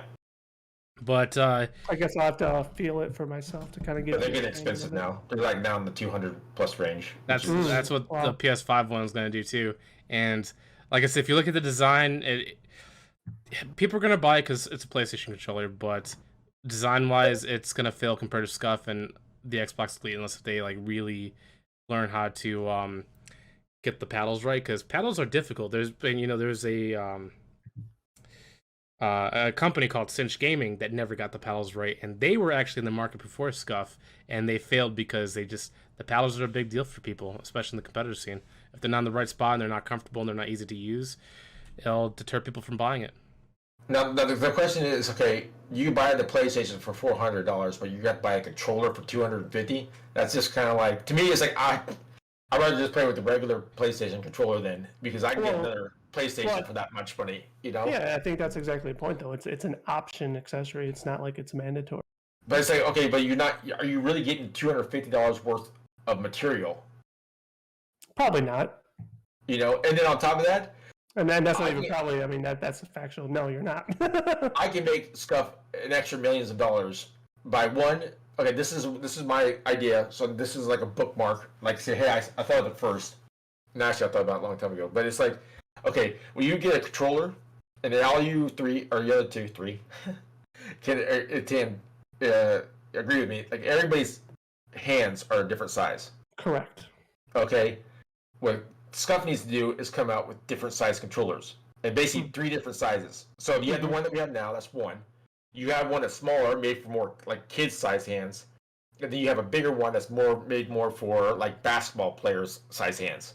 Mm-hmm. Okay, so you can have the 3. Like the basketball one's easy because it's going to be a bigger frame.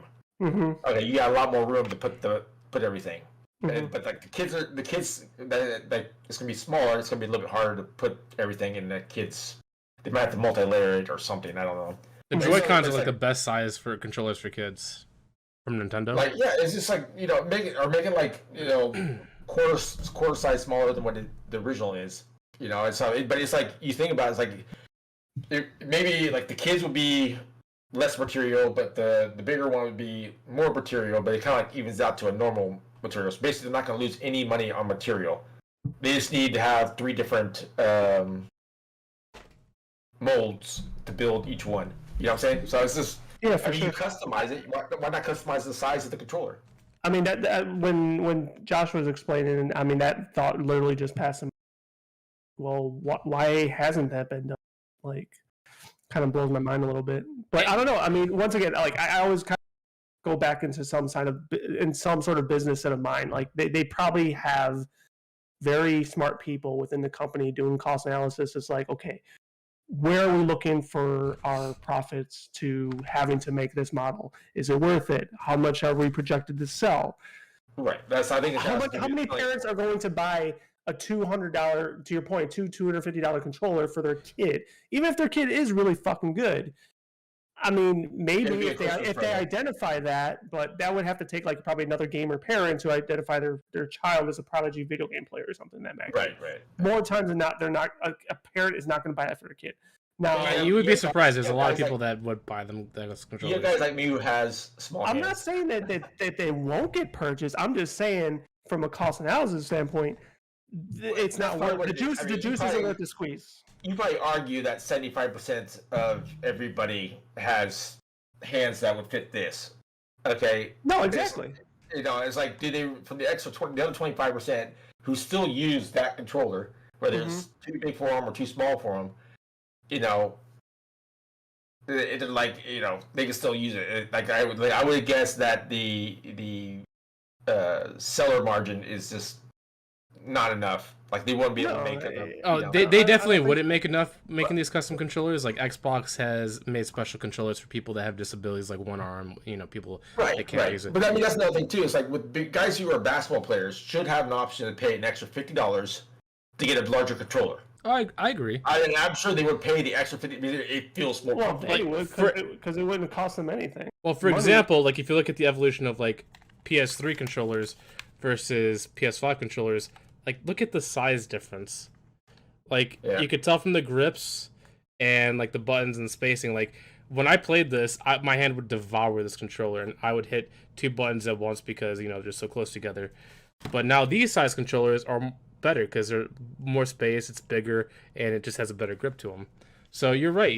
Different size controllers would be a good thing. Would it be profitable? No, but I think there should probably be like an option on the online store to buy it. But of course, if you do customize the width, height, and all that stuff, it would probably cost you a little more than your stock controllers. Say that you start the business from scratch, like Scuff did.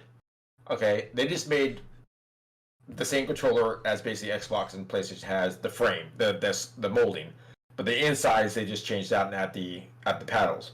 But it's like if you had a brand new company they can just make moldings for all three real quick. It wouldn't really cost them any extra money. They just have 3 different molds. Well, it would cost them money in the motherboard, or I think it's called the motherboard, or whatever the chipboard department is, because there is chips in your controller to get input. Yeah, but like, the bigger ones shouldn't take any extra. That doesn't matter. The bigger one doesn't matter. The It would, because they would have to. It would, because if the frame itself is bigger, then the motherboard would be bigger. Put the buttons through. Yeah, the chipset would have to be bigger.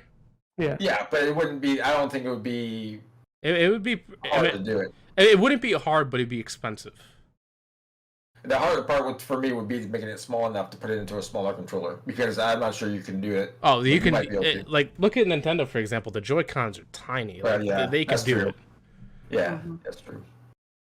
But I mean, again, it's a million. I mean, we can start our own company right now. Yeah, we just have to get licensings from these, Nintendo, Xbox, and PlayStation user controller.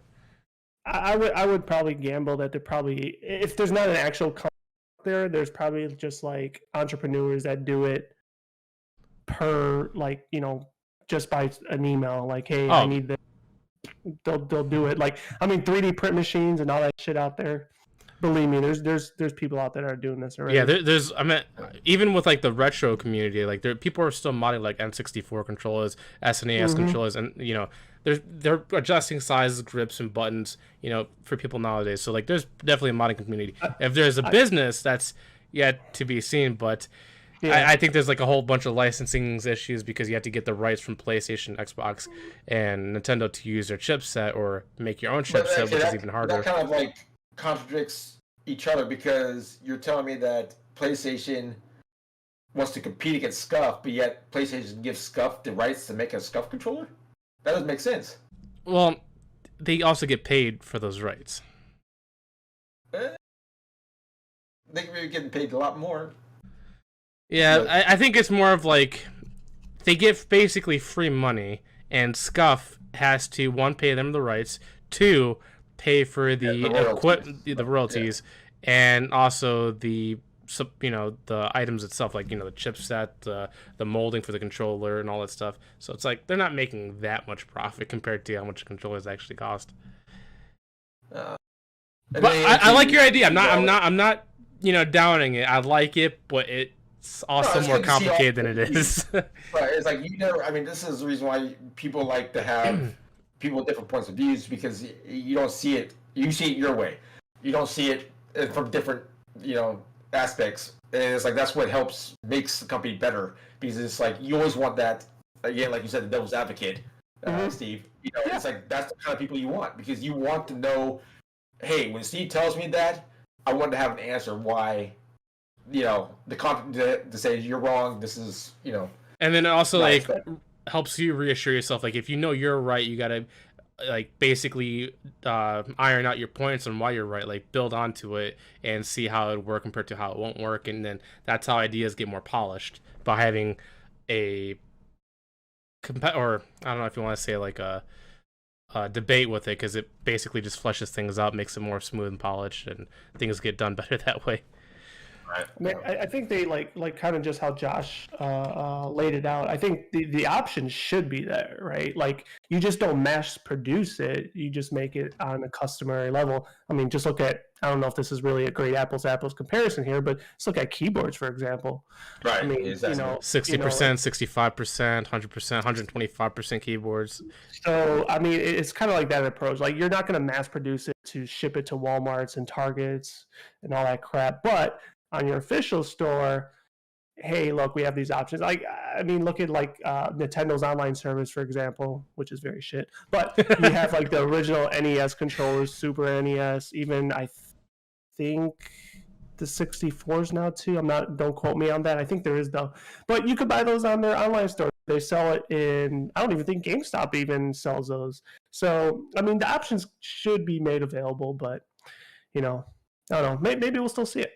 Yeah, they had if you talk about the Super Nintendo, they had one that it was like the arcade controller. I think it was called something like Turbo, turbo controller or something like that. And it was just like, you had the joystick, you had the big buttons and everything like that. Oh, dude, they still have turbo controllers now. Yeah, they still have turbo controllers now. Well, I know, but yeah, I mean, I'm not sure. But back then in the really day, yeah, that was like an old thing. Yeah. Yeah. Yeah. But I know my cousin-in-law. He has the dual joystick controller, so it's like 2-player, but it has like 5,000 games on it. Oh, geez. But it's actually like a arcade. It's like just basically the arcade controllers with no screen and no base. It's just the actual like controller. So it's awesome, like be able to play like any game. But you can go play like regular Zelda back from the regular NES. So what you're saying is that he's a criminal and he has emulations on his device. He paid for it, and it's legal. Well, so it's like buying you paid like, someone else to do the illegal deed. No, it's like $300 to do it, like, to get the whole thing. To Matt's defense, there are devices out there that have legal emulations.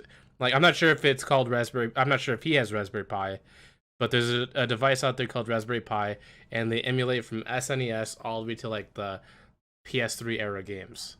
Like it branches so far in how many games you can emulate on that. Most of these were like 8-bit, 16-bit games. These are not a lot. I don't know, but they probably did have some of the newer stuff, but a lot of it's like the old stuff that nobody buys anymore. It's just kind of like and the licensing's already over too, so it's able to be, emulated. But I mean, Zelda, like, always owned Zelda, so it's because they still have Adventures or they have Zelda games.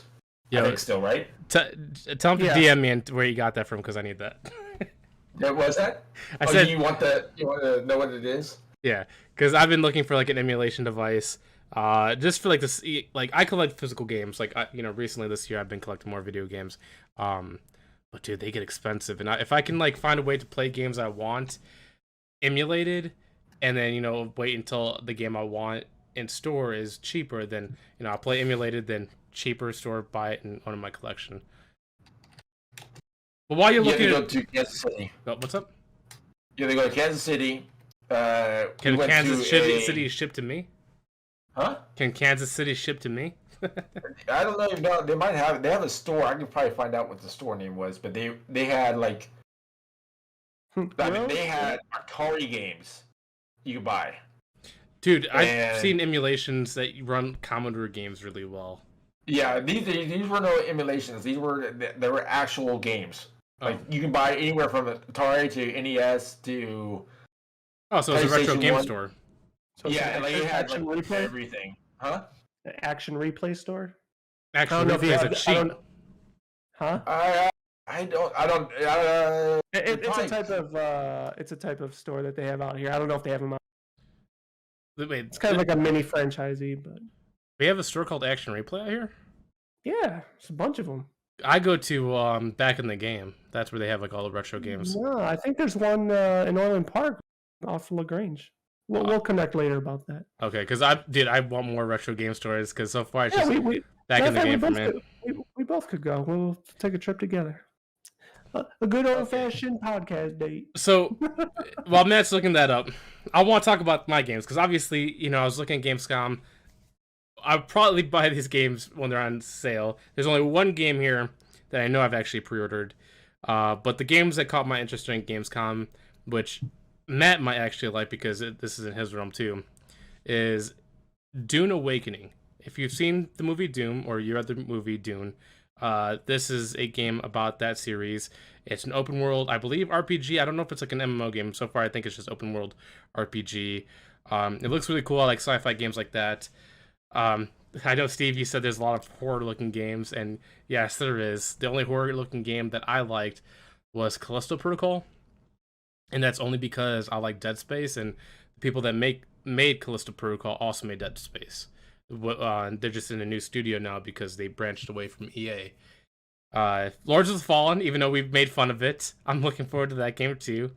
Hogwarts Legacy is the one game I actually pre-ordered because I'm a huge fan of Harry Potter. Anything fantasy like Lord of the Rings, Harry Potter, whatever, I'm just a fan of. So Hogwarts Legacy looks good. I'm a little worried with certain content that they're trying to promote because it seems like it's just more of a money grab, but the gameplay looks cool. And obviously Destiny Lightfall, that's coming out. They showed that. I thought it looked amazing. I was very happy about that. Lies of P, which you might actually like, Steve, because the whole story of Lies of P is pretty much Pinocchio, but a little darker. So there's Pretty much Geppetto. I'm not sure if they're calling him Geppetto, but there's this guy that made this atomic boy that thinks he's real. And this atomic person is fighting these creatures. He has like an arm that turns into weapons and all that stuff. Pretty much like a Demon Souls hack and slash game. And it looks cool to me. I saw that one. It was like that steampunk type game. It looked, once again, it just fit that mold of all the other to me. I mean, yes, it's different type of fantasy, but it's just that action type of game to me. Like they almost seem so cookie cutter to me. In a way, I mean, that's pretty much all games, though. If you really look at things. Well, you're not entirely wrong, but like, I don't know, like unless it's like something like, and I've never played these, but I know they're widely adored. But like you got like The Last of Us of the Worlds and Uncharted and shit, I'm thinking of God of War. Like those, to my point, are also sort of cookie cutter, but like the story is what made it to be what they are, right? So that's not to say like all the games that were shown can't, transcend and become those widely popular games, but I'm just saying that just comparing them by trailer releases, they look very cookie cutter, and I don't really know what. But I also think that you're mistaking cookie cutter with franchises, because like you're saying that they're not they're trying to be like God of War. God of War, Last of Us, they're franchises. Liza P, I think it wants to be like a standalone one-off franchises when they were first introduced as world first and brand new IPs. No, they were not. They became franchises because they were adored.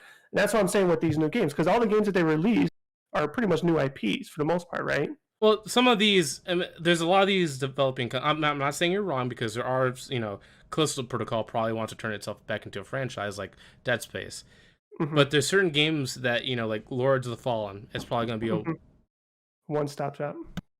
One-hitter quitter. Uh-oh. Uh-oh. All right. Uh-oh. No, I think he has... Sorry, I yeah, my brother knocked on the door. I wanted to make sure. Yeah. But like, like, leave me alone, I am jerking off. But like Lords of the Fallen is probably going to be a one-off game. If they make another game, it'll be completely different than that. Liza P will also probably be a one-off game. There's certain games that they're not looking to be a franchise; they're just looking to be a one and done and move on. And then same thing with like the last game on my list that looked interesting. And this might not be everybody's cup of tea, but the reason why I'm interested in it is it's a game called High on Life. It's made by the people that made Rick and Morty. I love their humor, but the reason why I like the gameplay is it kind of reminds me of a blend of Dishonored meets Borderlands, and I'm a fan of that kind of gameplay. I felt like the show stealer for me was Goat Simulator. Were you really into that? No, I'm not into that. But I'm just saying, like, it is extremely stupid that it's like I probably could have a couple glasses of whiskey and enjoy playing this game because it's so stupid. But I think that's like the whole point of it. It's supposed to be a sandbox game. There's no story. It's just pure destruction and chaos at its finest. Just pure chaos and just laugh your ass off.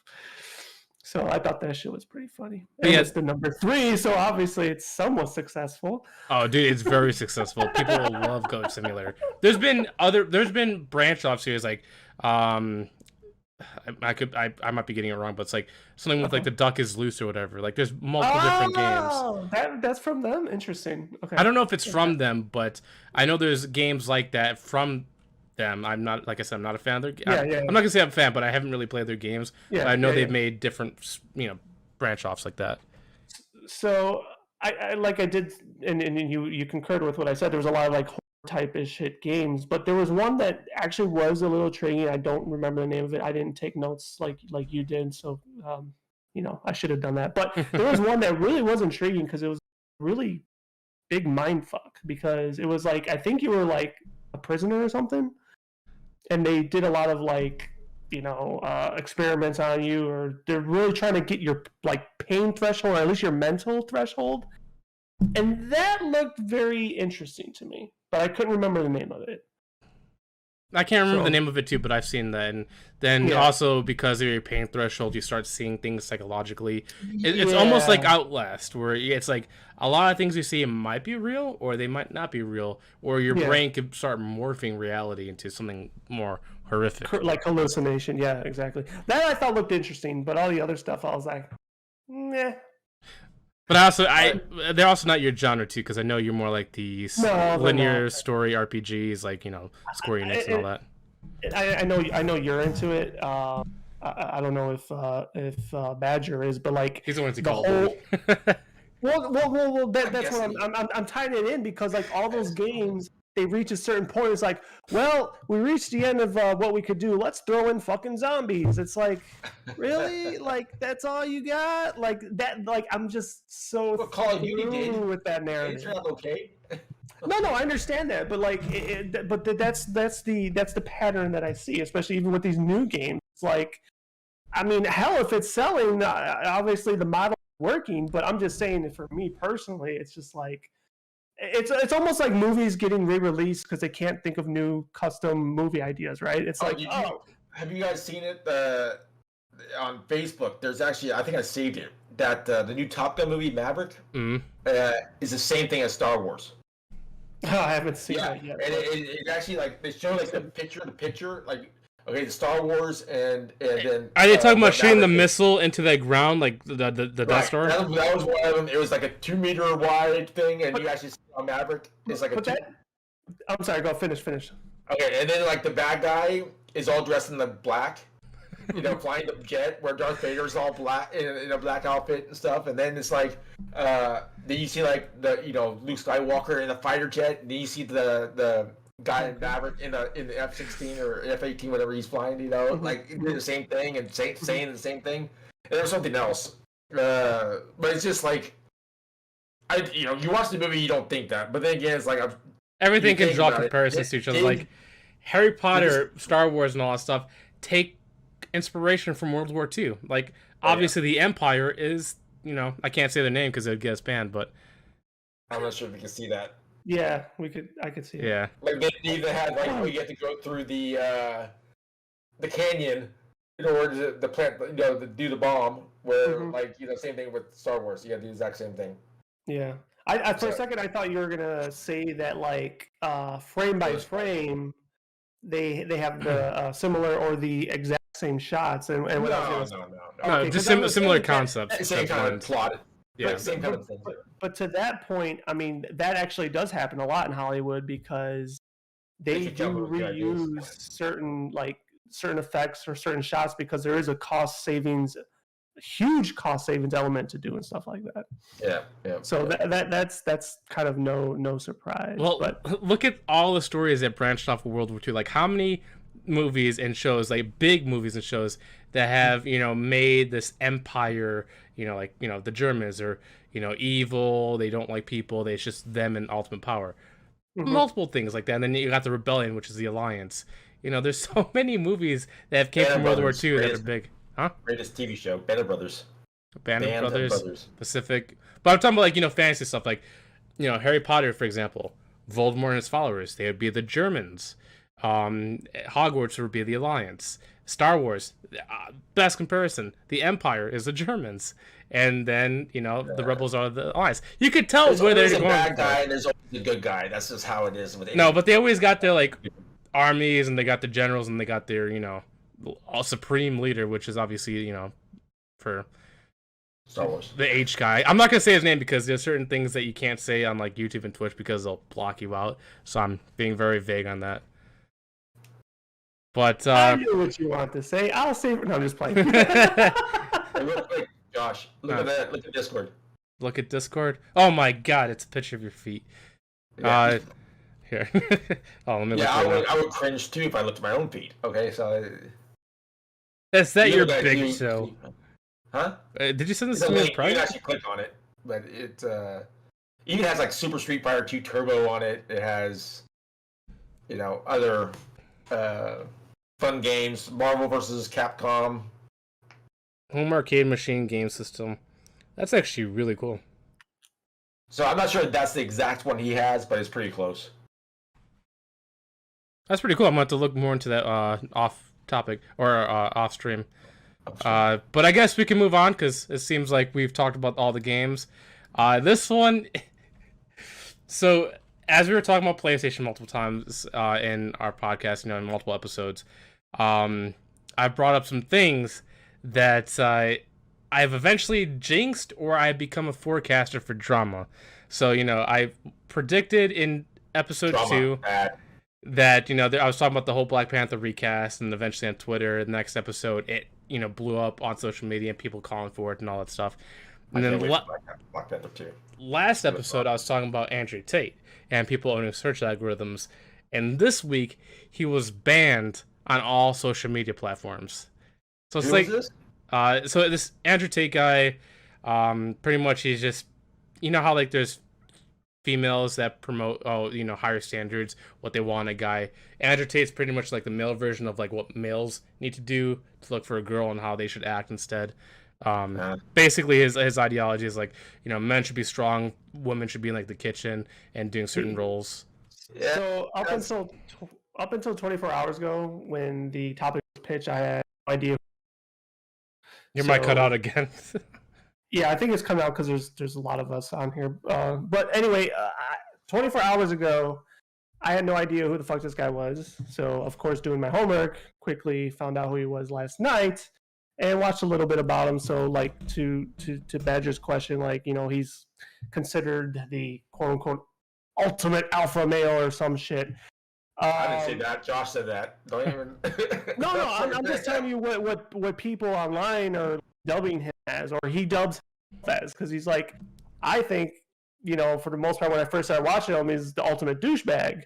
But and to some regard, he probably still is. But then I was watching some footage, some videos, and this might come off very negative. But then it's like, well, he's not all wrong. He's not all wrong, but like to Josh's point, his ideologies are so extreme that's why he. Should go as far as say he is wrong, but why he's not accepted. Any kind of topic like that, if you base your channel on something like that, it is very, very, especially nowadays, very touchy situation. Yes, 100%. And you will get banned eventually because there's something that people. I mean, you see what was it on the Mandalorian, wasn't it? Where the girl Gina Carano. Yeah, she had her opinion about something. I don't even know, but she ended up getting kicked off the Disney show Mandalorian because of what she said on a stream or something like that. Like her logic behind something, I forgot what it was, but it's like it is negatively viewed by a lot of people, and made her look bad enough to where Disney kicked her off the show. Unfortunately, it's not negative, in my opinion. Sorry, majority opinion of the viewership or whatever the community outcry community is. Yeah, I wouldn't even say it's a majority opinion. It's the loud minority. Yeah. And it's all cancel culture. It's man. I mean, we could get so off topic, and we could really talk ad nauseam. But it is a disease to some regard, and it's a social disease. It's kind of scary. It's very scary. Like Johnny Depp is like the highlight example of this year of what people can think, even if it's completely false. Yeah. Like go ahead. Oh, sorry. Go finish. No, go ahead. I was just gonna say, like, like the law minority can eventually start brainwashing people, because the more you hear things, you're like, oh, that might be true, when there's really no facts. Because people a lot of times take word of mouth and they just believe it as gospel instead of doing research themselves. Because let's be honest, sometimes we get lazy and we just accept things for what we hear. Internet never lies. But like Johnny Depp was like crucified for something he didn't do, and he ended up being the victim. I was always on his side because the evidence didn't match up, and then it turns out the female was the evil bad guy in this. Yeah, the aggressor.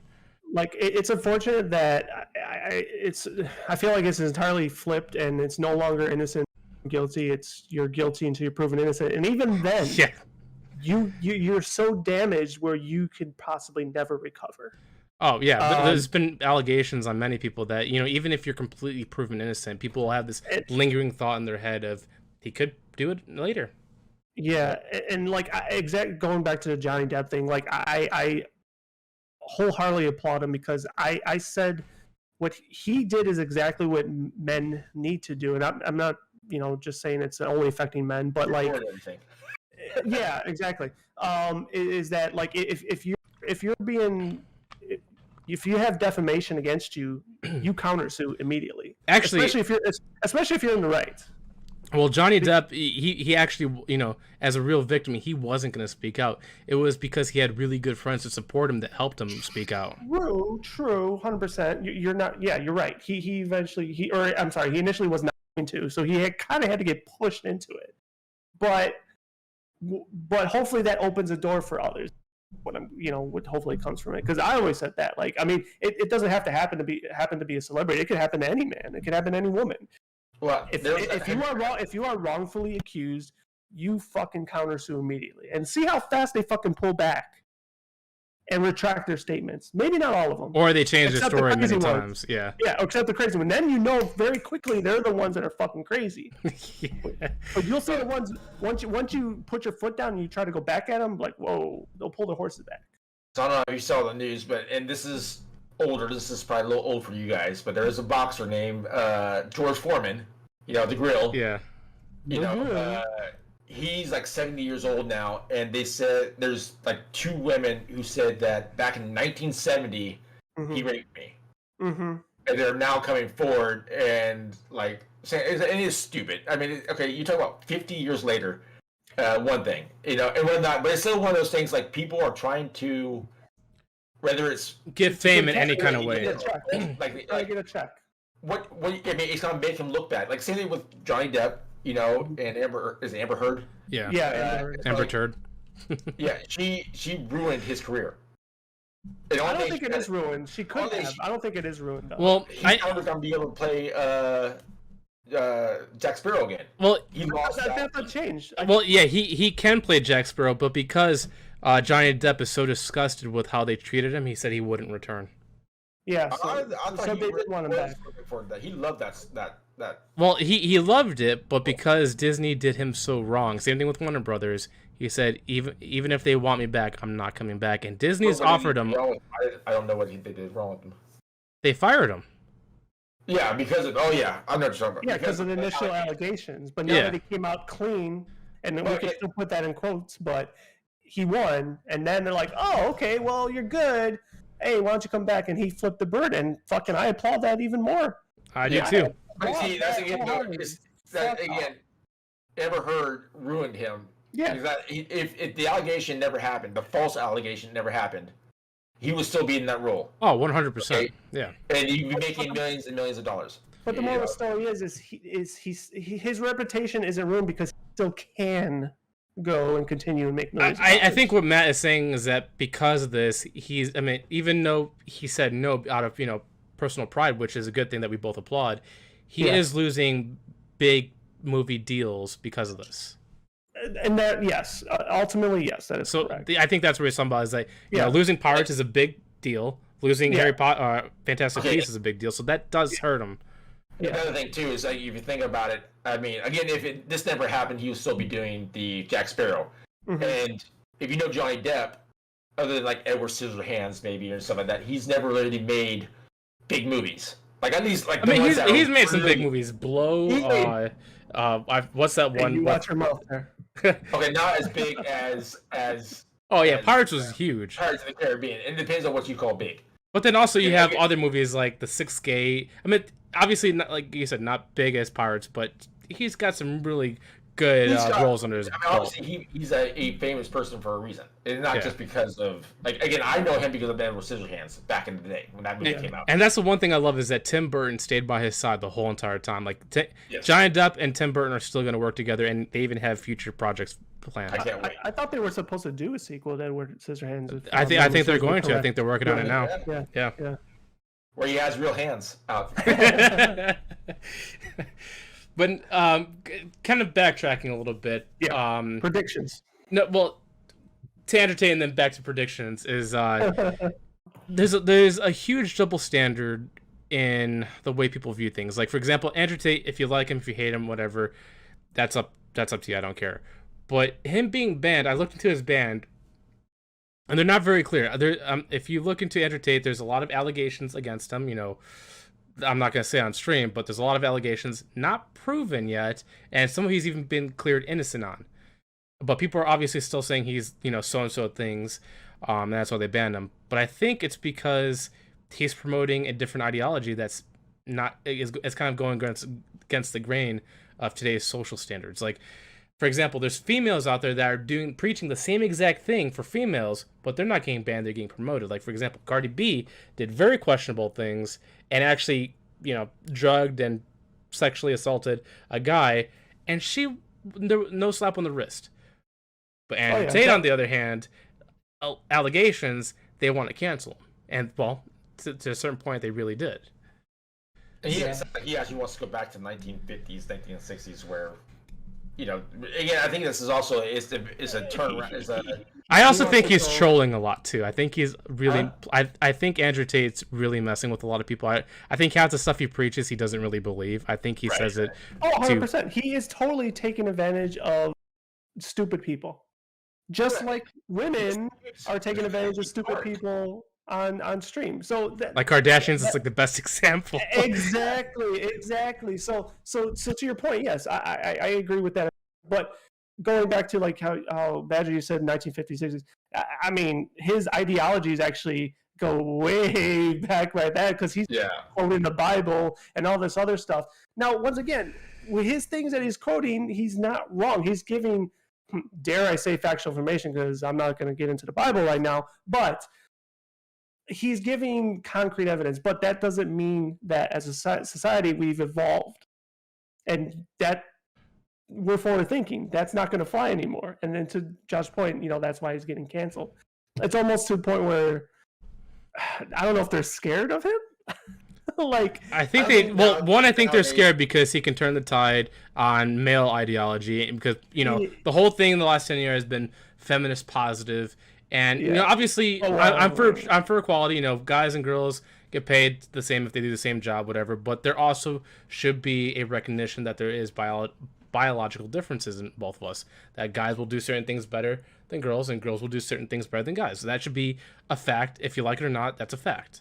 It is. And those are things that he also says, which is to the point where I agree with some of the stuff, because they are facts. Like there's no and if buts about that. Now, is that a cold hard fact that across the board all men are automatically stronger than women? No. Obviously there's exceptions, like Ronda Rousey, for example.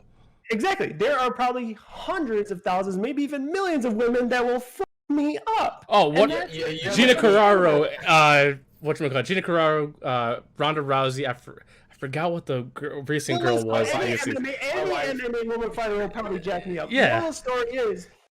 Moral story is, generally speaking, in a strength perspective, men are going to be stronger. Now, if a woman is trained, she could probably even the skills for an average person. Exactly. Or you can be like me. I'm just the opposite. I'm a guy who's broken, like completely broken. Okay, and pretty much, any woman could probably. A hamster could take you on. Yeah, my dog. I mean, he jumps in my lap. I'm out for a month. I'm kidding, but sort of. But it's it can. But I think what's going to come down to is that people are not. It's not going to be a boy or a girl. It's going to be a person, and then that person, they want to be limitless, meaning that they don't want any limitations of what they can or cannot do. If a person decides that they want to be the opposite sex, or they want to be known as something, okay, they want to have that right. That's it. It's just going to be limitless. You can call yourself Darth Vader for all I care.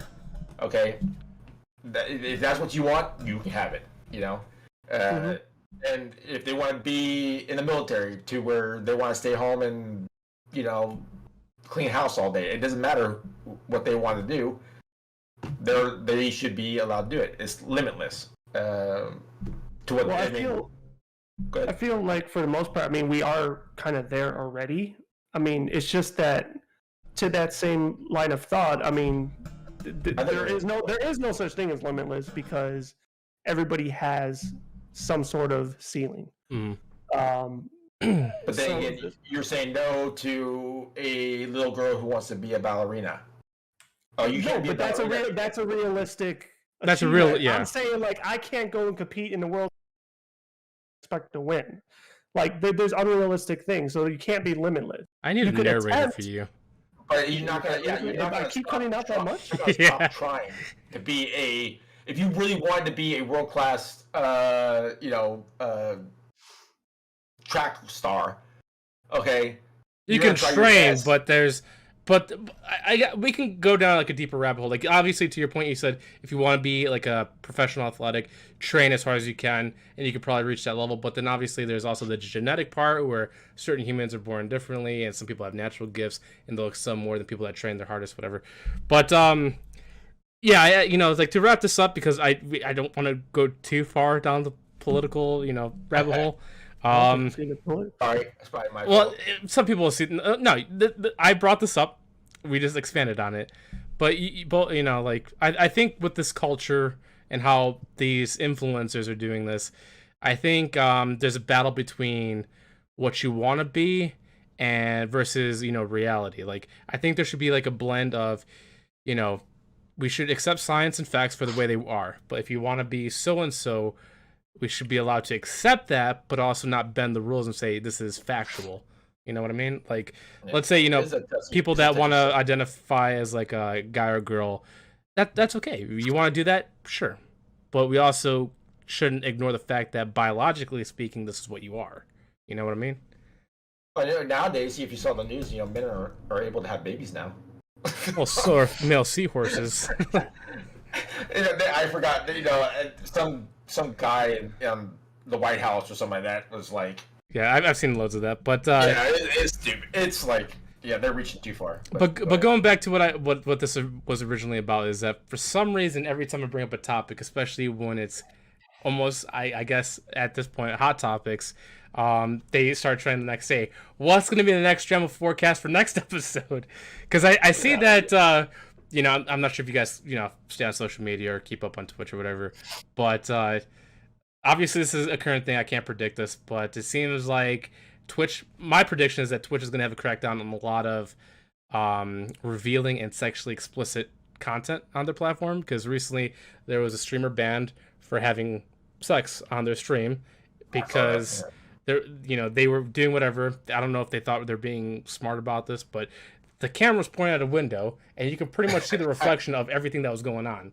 I'm old. I still couldn't see the reflection. I was trying. I thought that was a mirror, not a window. It wasn't a mirror. I think it was a window, but I could be. It was a window. I don't know. Yeah, it was a window. But it's like I don't know what the thought process was for that. She got banned, rightfully so, because Twitch is not a platform for that. If you want to go to a place like, if you look at her face too, it's like, why are you making that face? It's like, what are you doing? Yeah, and then you see the guy in the background headbutting her back. Yeah, it's like, even without the reflection, I mean, you saw the dude. Like, it wasn't like they were trying to really hide it.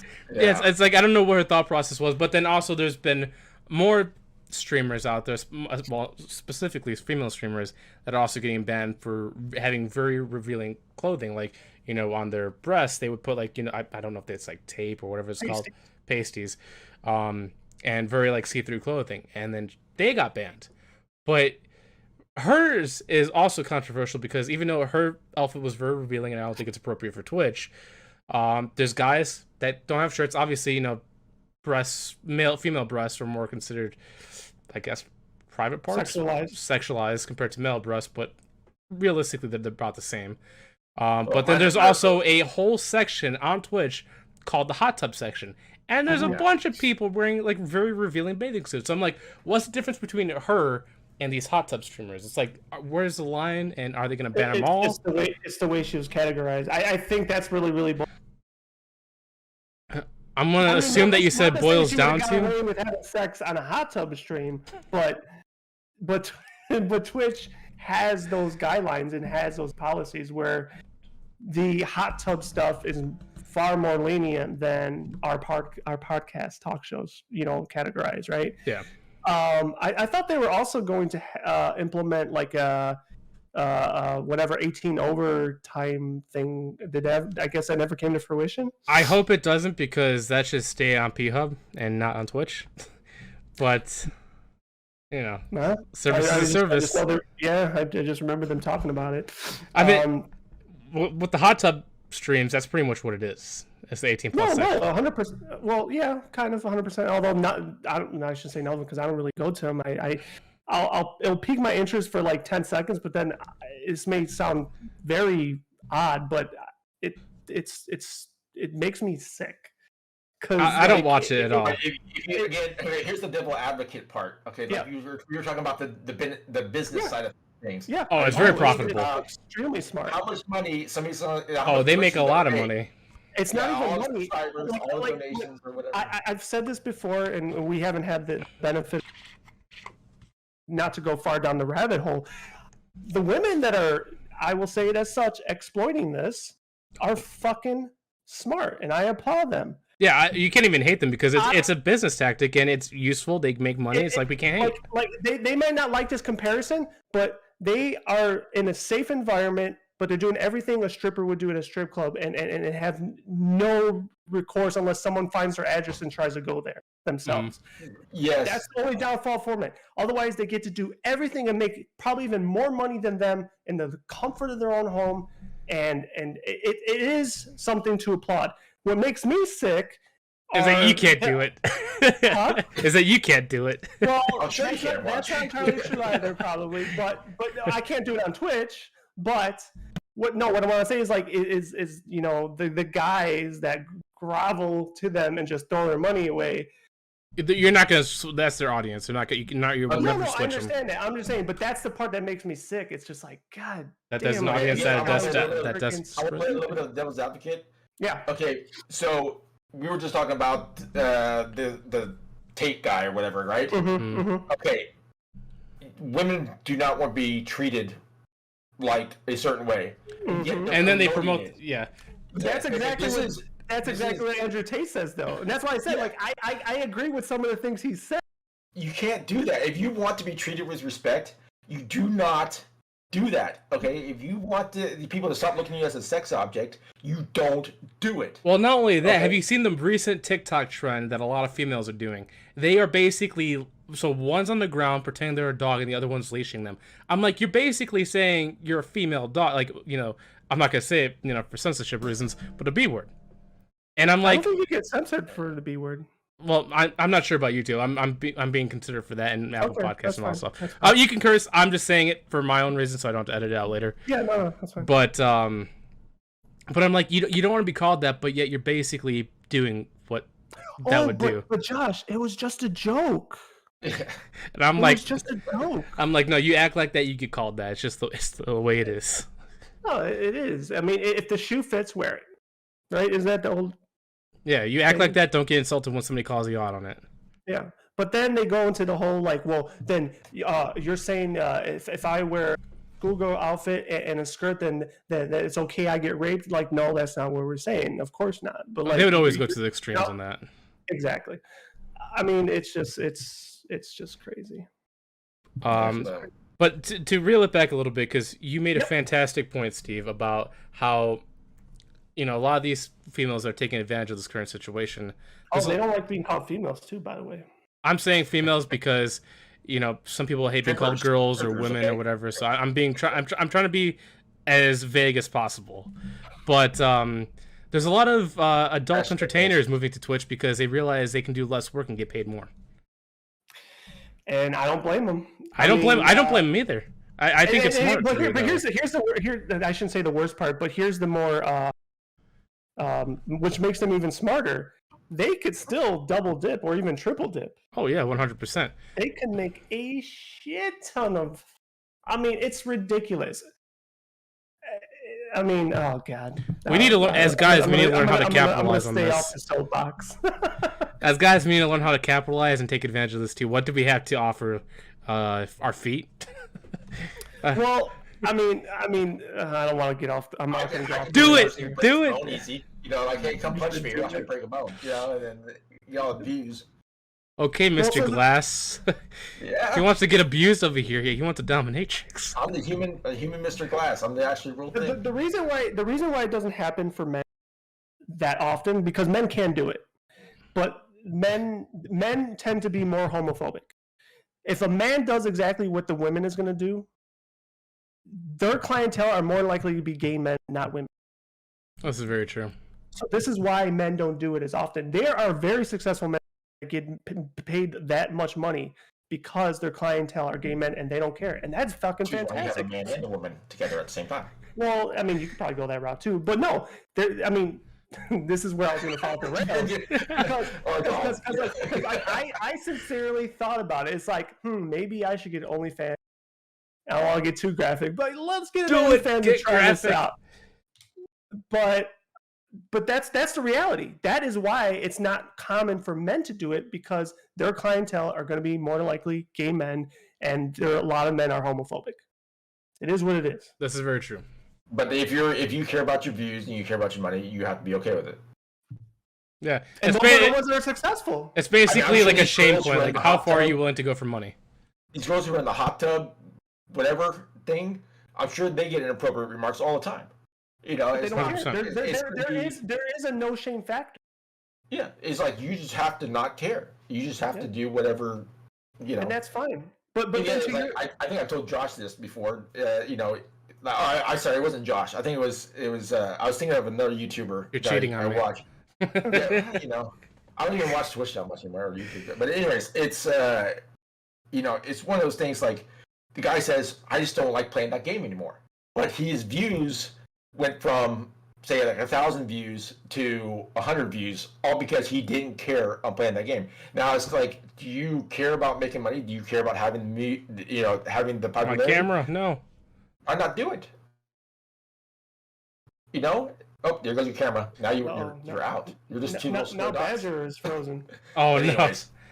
Matt, turn your camera off and turn it back on. You know? Am I falling asleep on your end? I think everybody's just jacked up. All right, turn your camera off and turn it back on. Steve, you're good for me. Okay. Matt, turn your camera off, turn it back on. Matt, can you hear me? Hey, Badger, can you hear me? I think we lost him. He got banned. All that shit talking he was doing. Only I could be the devil's advocate on this. Hold on, I'm texting him now. No problem. But no, I mean, it's, you know, really good topic. Okay, can you hear us, Matt? Oh, now that just messed up the whole feed. It'll go back once you turn his camera on. Everything will go back to the way it was. Okay. Technical difficulties here. There wouldn't be an internet show without it. Technical difficulties. But yeah, with this whole he's back. The green cam. I guess I'm the Badger story now. It's funny. You are. I always thought you looked like a badger, but I've always thought myself as like a bear or some kind of weird ferret. Oh, honestly, if I can get away with it, I would also be a raccoon. I don't know why. I've always been a fan of raccoons. They are like. Did we have this conversation? No, we probably didn't have this conversation on a podcast. But the whole what kind of animal would you like to be? It would either be a cat or a raccoon because they both have the same capability. I would say a raccoon because they both have the same capabilities, plus the disposable thumbs, and they're just so freaking sneaky. They're like thieves. Wait, they're disposable thumbs. What do you mean by that? They can rip them off and go back. Yes, they're like lizards. They can regrow their thumbs.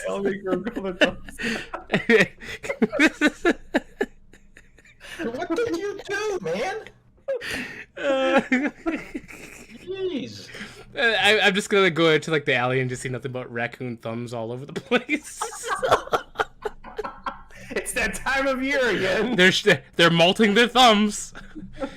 While we're waiting for you, we're talking about what animal we'd be, and I said I would like to be a raccoon for multiple different benefits, like climbing on things, using my disposable thumbs, and just looking like a bandit the whole time.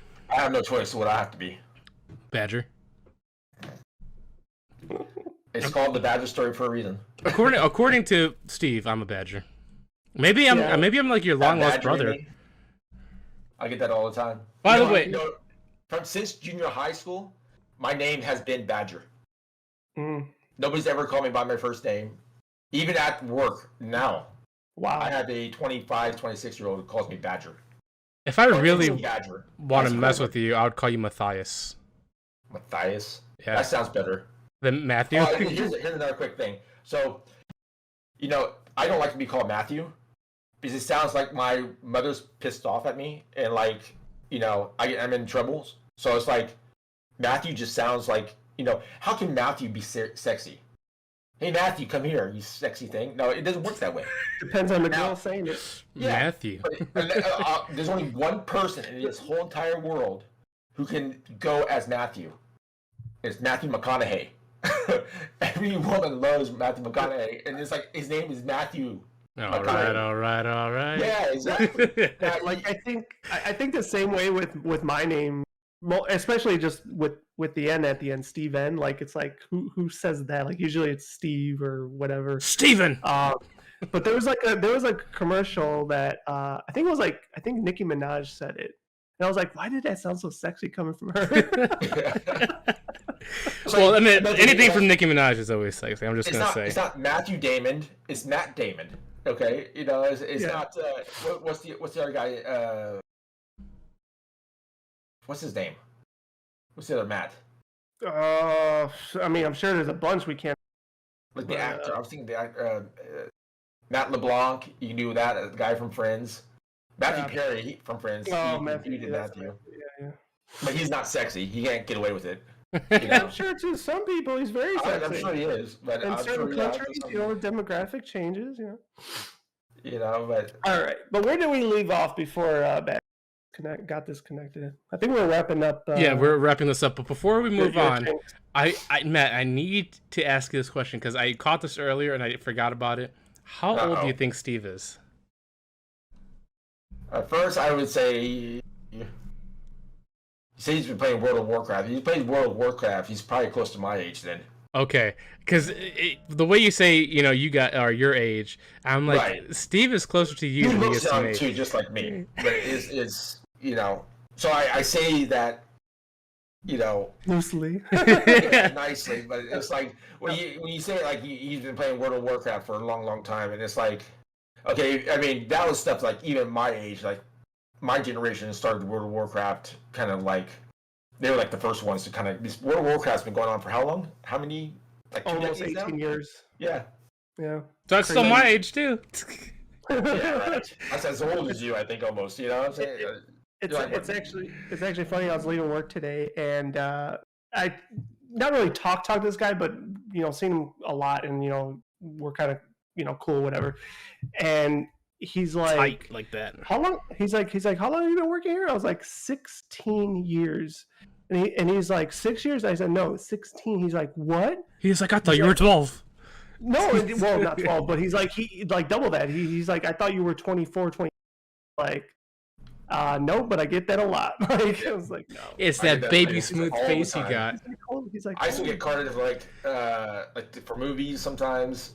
Now I'm starting to get wrinkles though. Now I'm starting to get wrinkles, so now they're like, okay, he's old enough. Listen, my grandma still gets carded. We went to the casino in Kansas City, and they had to look at my ID to go in. I said, I'm 43 and stuff. But I still need to see your ID, and stuff. It's like, okay, thanks. If my grandma still gets carded, anybody gets carded. Who does? My grandma. Your grandma. So yeah, but it's still like we had. I forgot what it was like. He's like, oh, okay, you're good. Like, he ended up, like, knowing that I was, like, older. And, without even having... Oh, he asked me... all he had to do is look at my ID rather than swipe it and check the actual... See if it was actually a real ID. Mm-hmm. Like, he didn't even swipe it. He's like, okay, you're good. You're like, 43. You're good. But you are correct. Steve is much closer to your age than he is to mine. I would put you, like, around 37, 38. 37. 37, yeah. Almost 38. But if you would have said anything about World of Warcraft, and then on top of that, Steven doesn't say anything about his job, I would probably put him around 25, 26. Just by looking at you. you know, you have that young face too. He was like, I really thought you were 17. But you also too. So one thing that got me, and it was going in my head, is his room and how it's set up, and then how his posters and then the swords and stuff. That got me to thinking that he has actually. It's like, okay, it looks nice for a guy my age. Okay, but kids don't worry about that kind of stuff and make it look good in the background and stuff, and have dogs walking in the in the background. You know, but it's like something like that. Like you can tell that he put thought into it. He took the time and effort, and he wipes it down every single day, so there's no dust. I thought you were gonna say it's like, well, I could tell he has. Whatever you said, it's like you're getting censored by Discord itself. Oh, am I? Oh well, I won't even repeat it then. Oh. Anyway, well, thank you for that assessment. But I mean, you know, if you evaluate, but again, like if I just met him at a restaurant or something like that, it would be like totally like, yeah, you're. Look at his T-shirt too. I mean, look, he has to be like 20. He dresses like a kid. No, I'm playing. But I have a T-shirt that says Hakuna Matata on it. Okay, and I wear that all the time. Oh, dude, I wear it. I'm wearing a freaking Bowser shirt right now. Yeah, that's a good one. I like that one. But moving on, a Final Fantasy mashup T-shirt. You gotta stand up for that one now. I gotta see it. Come on. Wait, hold on. Do you have pants on? Of course not. I do. That's Final Fantasy? Oh yes. No. That's not Final Fantasy. That's the same thing. Hakuna Matata. That's the Lion King. That's not 13. It's Lion King. It's Lion King, but it's also Final Fantasy. Final Fantasy 7 from the 13 cat? Yep. It's Red 13. I think my dog needs to go outside. Uh-oh. You need to go do that real quick? Evil eye. His good eye. The one eye he can see out of. Yeah, one eye. The blue one. So not yet. I guess moving on to the next thing is, Matt, by any chance, have you watched Game of Thrones at all? Oh yeah, I've seen the Game of Thrones, and last night we watched the first episode of the House of Dragons. Yeah. Yes, so, we can talk about this. I didn't know if you've seen this at all, but I saw the first episode. I haven't seen the second one. We might watch it. Second one isn't out yet. Second one is a Sunday. Yeah, it is. No, it come. Last night so. I saw it. I will look at my phone right now. It comes out Sunday. It probably was a trailer, maybe. Yeah, trailer. Okay, but I thought it said episode 2 on it. I could be wrong. Well, trailer to episode 2. You lied to me. I hurt you. I mean, if it is out already, that is crazy. But I don't. It normally comes out on Sunday. I was pissed off last night. We watched She-Hulk episode 2. Oh, that was so. Okay, the first episode is like 45 minutes long. The second one's 23 minutes long. What is going on with that picture? I'm not a comic book guy, so. Well, the reason Loki is the example where it's like all movies lengths, but I think it's because She-Hulk episode 1 is trying to get you into it. It's like basically 2 episodes mashed into one. They did a good job. I enjoyed this season, the first episode. It was really good. Maybe it's just me, but I thought she was annoying. No, to me it was like it brought back the feeling of the Avengers. Like it was nice to have Bruce in there as Hulk and stuff like that. It made it feel. I agree. I liked her. I liked it because Bruce was in there, but I didn't like the way She-Hulk was portrayed. She's kind of annoying. Like, the way she talks to Bruce, like, oh, I can control my anger better than you because I've been catcalled, you know. Because I'm a man. Mr. Tate. No, but like Bruce is like the worst one to say that to because like Bruce was haunted by the military. Especially, you know, he had a girlfriend. The girlfriend's dad was in the military. He's a general, and they hunted him nonstop to the point where he had to leave the U.S. and go to like basically isolation because he was just nonstop being hunted by the government. And then also, you know, losing friends and afraid to lose control because he would kill somebody, and just a lot of restraint. And the fact that she said, "Oh, I know how to control myself," I'm like, you haven't been through Bruce's shoes. He's been through a lot compared to people. And I'm like, I just didn't like the disrespect that she showed towards him, especially especially his story being known to the whole world in the Marvel universe. Have you watched the second episode yet? I have not, but I don't. Well, I don't want to say it sheds more light on it, but it definitely. What you were talking about, how it's disrespectful, and it gets a little bit more disrespectful in this next episode. So you get to watch it. Why would I want to watch that if it gets worse? Now, you'll see. You'll see. Like she almost like, I get it. There's differences, but she sounds almost kind of sending in like a very annoying way. It's like she's talking down to Bruce like he's done nothing. What I remember in the trailer, like she takes a guy home from the bar or something like that, and like throws him on the couch and like wants to have. It's like, what is going? What is this? My brother didn't even want to watch it because it's like, what is going on? And it's like, yeah. So far, She-Hulk. I mean, I'll watch a couple episodes to give it its fair shot because before I can judge something, I have to give it its fair shake. But so far, it's turning out to be Miss Marvel all over again. I don't like it right now. Yeah, I wasn't too thrilled with Miss Marvel. I did enjoy Miss Marvel though in kind of the Infinity Wars. Was it Infinity War? Oh, you're thinking about Captain Marvel. Captain Marvel is also annoying too. I don't like her, but Miss Marvel is the. Miss Marvel, yeah, the Just make me think you don't like women. No, that's not true because I love Wanda. Wanda is one of my favorite characters because she's a female character she doesn't have to say she's a woman to be strong. She doesn't have to like put down other people because she's a woman. She just does her thing. She just is what she is, and she's. What are we talking about here? Wanda. Oh, Wanda. Like her show is fantastic to me, and that's a female-led show.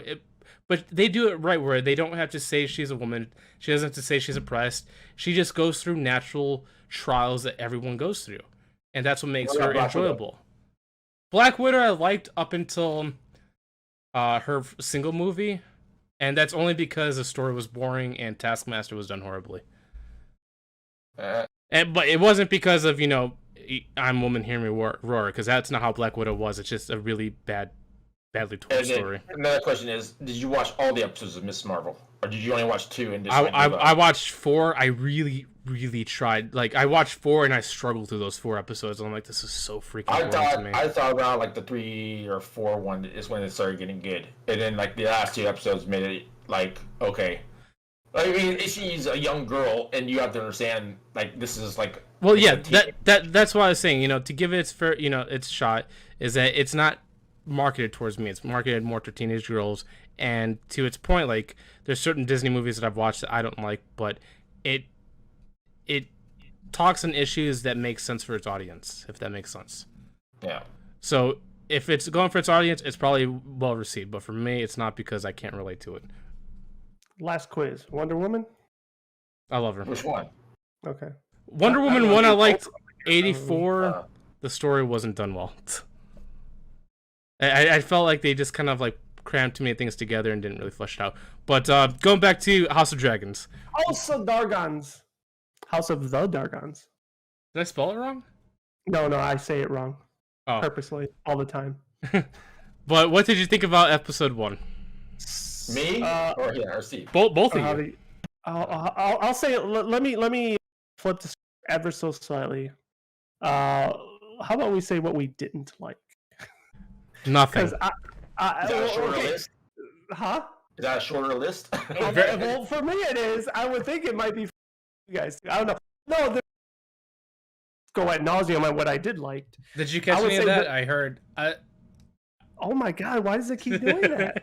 I don't have any issues with it any other time. Anyway, it's my fault. I don't know. I think it's Discord's fault. But no, I was saying that I could talk ad nauseum at what I did like, which I probably will do anyway. But the only thing I could say I didn't like, and this is going to sound stupid and petty, and it's really just a stretch statement, was just the graphics of the fire from when they did the cremation. The episode was fucking fantastic. From By the way, too, this is a what do you call it? Oh, spoiler alert! Spoiler alert! Yes, thank you. 10-second spoiler alert. You need to say that before you actually start talking about it. It's a little too late, but good point. I think time expired. If anybody is on any stream, we are about to talk about House of Dragons episode 1. You are warned. Goodbye. Anyway, so at the very beginning with the prologue, it just immediately got you to the point where you understand where they're at. Loved it. I don't know, Josh, did you stay around and watch the inside the episode part right afterwards? I didn't. I should, but I felt like I understood what they were showing because I haven't read Fire and Blood. I did read A Song of Ice and Fire, and I did see a lot of the introductions to Fire and Blood through the animations and all that stuff. So I kind of get a good gist of it. So it had nothing to do with that. Oh. More or less, the after the episode, them kind of reanalyzing certain scenes of the first episode and what they were trying to convey. And one of the pivotal scenes that they were discussing was the battle part with the jousting, and how they did the fighting sequence along with the birth sequence, and tried to convey how women have their battle with giving birth versus men having battle like in a physicality way, which I thought was very interesting because that's not how I took the scene. Oh, it's funny that you said that because I took it that way. No, and that's fine. That's a correct, like the way they did that was fantastic, and but that wasn't what was going through my head when I was, and I guess you didn't catch this because the way I was working it, and I never read the books, so I don't really know what's going on, and I'm glad that way because this made that scene that much more powerful. I think for me, if I knew the outcome, they kept going back and forth, right? So they were showing, was it Daemon? Daemon Targaryen, yeah. Like they were showing him like winning and then like losing, and then cutting out. Yeah, like, well, the thing is, like, is it going to be a boy or is it going to be a girl, right? Because like they were showing him winning, then it's like, oh shit, it's probably going to be a girl. Then he showed losing, even though the baby died. Well, that part too. Like I was going to that point too. It's funny that you read into this because the only reason why I never thought about that is because they said it was going to be a boy. Like the Maesters already knew it was going to be a boy. Okay, but I still didn't, is what I'm saying, right? That's what I'm saying. I can see your point. It does make sense because that is a very good representation of, 50-50, like a coin flip. Yeah, and the fact, like, he eventually lost, and I was like, it was like, anyways, that's how I thought how well that scene was because it went back and forth, and that was the way kind of interpreting it, not really the whole, the women's battle is giving birth, which also made sense when they shared that. I was like, oh, that's the other part. Okay, that was fucking cool. I thought that scene was probably the best for me, but like I mean, like I said, I could talk ad nauseum about the rest of the episode, but the gore and graphics already that they done, like with the city, when they're women chopping off balls and shit. Like, that was insane. Oh my God. And even the C-section part, like I was like, oh my God, I can't believe they're gonna, like, I actually cringed watching it. Like I was like, oh my God, how far are they going to go? Now I'm gonna sound like an opposite of Andrew Tate here because I've have women in my family that's had complications with childbirth, and even some that have gotten really close to dying because loss of blood pressure dropping, iron deficiency, and all that stuff. So when I seen that, I got emotional a little bit because like this is, I mean, even in modern day medicine, birth is still a very difficult thing to do, and I couldn't imagine back then without any kind of like numbing or like training or sanitation. Like the risk of death was much higher than it is now, and I feel bad that there's people that had to make these. Like obviously the guy made the decision, but like realistically, like some of these decisions had to be made. Like most likely the mother was gonna die because all the blood loss and all everything. It's like she's gonna die regardless. So do you want to still save the baby? But we're gonna have to unfortunately cause her a lot of pain to cut her open. Yeah, no, and I concur. Like I didn't say I didn't get a little at the very. Then it kind of mainly to like I said, like cringe because like I was like, oh my God, what were they gonna show? Like, am I ready to see this? Right? Because like I mean, I don't mean to fall off the rails here, but like I still eventually want to have kids of my own, and if I get that opportunity, like I want to be in the room to witness all that, right? And I feel like I could, my stomach could handle it also. But that scene itself, like that was strong, man. That was really strong. And then also seeing the king's face of despair when he had to watch his wife die, and obviously he was still going through the emotion of happy that his son was born, and then obviously dealing with the sadness of his wife passing away, and then seeing the more despair come across his face when he found out his son has also passed away too. It's like, even though that the mom dealt with a lot giving birth and her unfortunate passing, the dad himself dealt with a huge grief that's unimaginable to most people. Yeah, for sure. But before we continue on, I just want to say I love watching you talk. It's like hearing you start chapter 1 and then immediately when you cut back in, it's like chapter 17. It's like you're talking, you're like, and then you're like, oh yeah, I love it when the dragon comes into play. It's like, what the hell did we get to this chapter? Well, you know, I guess I'll refer. It just did it again.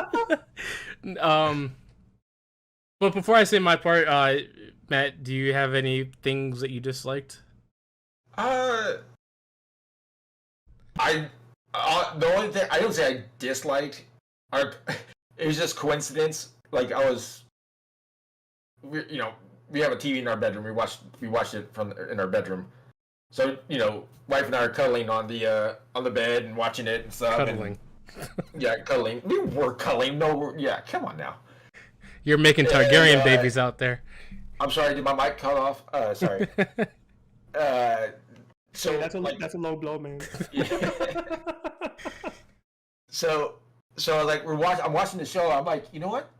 They don't have like any like sex scenes or nudity in this one. And then there's a whole brothel. Yeah. Then like all of a sudden he's in a strip club, back in whatever, a whorehouse or whatever, and like, well, I spoke too soon, Oh no, I was like, they didn't show they weren't showing anything. Like they had the sex scene sort of with the brother, and then like his wife or something, and then it's like they didn't really show anything. And then all of a sudden, like right when I said that, he's banging.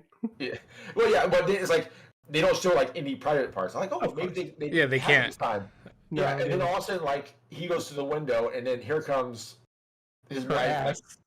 Ass showing and everything. You kind of see the curvature of her breast, and then it's like, okay, and then it's like shortly after they do the whorehouse, where it's like, okay, well, come on, like It's funny that you say it, because when I seen that girl, the one with Daemon Targaryen, I thought that was Olivia Munn for a second. I don't know why. Or, like from the angle, it looked like her, but then when they showed her full face, it wasn't her. But I'm like, is that Olivia Munn on this? Like, it's an extra cheat. But no, it wasn't. So I was a little. That'd be my one negative, is that it wasn't Olivia Munn. I got baited. To me, though, it's like I still don't understand. I know sex sells, but I still don't understand why they have to put it in there. Like, I agree. I don't like it because you can't watch it with your family if they have that in there. Well, but it's like, Game of Thrones was awesome. It would have been great without it. Okay, it would still have been like, this is a great show. They didn't need it. I agree. They didn't need it. I know it's like back in the medieval times, 1300s, medieval times or whatever. Yeah, okay, this happened. But it's like, do we really need to see it all? Do we really need to have like it? It's like the brother in episode 1. Okay, he went to the whorehouse after his the king's wife died and the son, and it's like, do you actually have to show that it's actually a whorehouse? Why couldn't you be something else? Or the whorehouse is the only exception to it, because it actually added to the narrative with the guys going through their celebration, and then eventually Daemon making a speech, causing the conflict later with his brother. That's the only exception that scene actually tied into the story. But most sex scenes really don't tie into the story or add to the story. So for the majority part, I will agree that it's not needed. It really isn't. But like you said, it sells, and people like that stuff.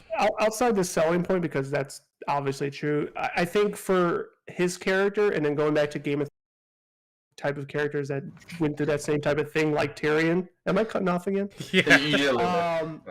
I think it does and built a lot of, as crazy as it sounds, characteristics. Characteristics. No, character. Yeah, for his character, because if he didn't have it, and I think it does play a huge part in his character, that like it's then just considered gray area, and it's like, oh, is he really fucking any chick that he wants, or is it just do we really one? know? Yeah. So I mean, it doesn't need to be, but I think it really does help. And we'll see when the show keeps going as to what kind of character he is. But I think that's why need is a strong word, but like that's why I think it exists. So going into my negative was the reviews on it. It got review bombed pretty hard.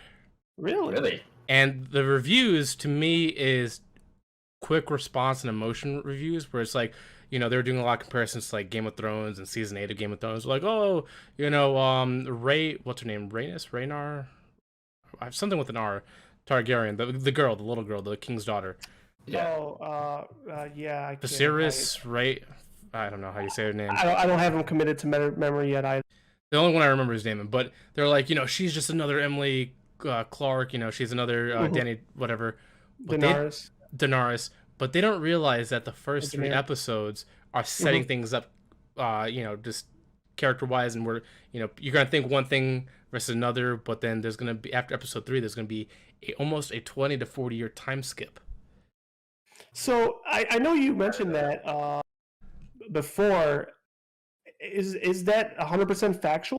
That's factual because the story takes place further into the future. They're just think of this as like a prologue to the actual story. Okay, because also today they announced already, which is no surprise, season 2. Yeah, green light for season 2, and who knows?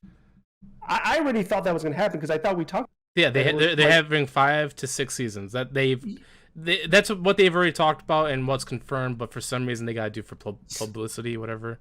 Gotcha. So with that said, let's anticipate 5 or 6 seasons. Why then would they do a time skip when 40 years could easily be 2 seasons worth of content? Like I can't speak for the books, but from what I've known and the narration from the other stuff, the animate those little animated shorts, is that they're basically talking about one with the king and the birth and the son happening and how it creates a rift between the daughter and the brother, or the king's brother and the king's daughter.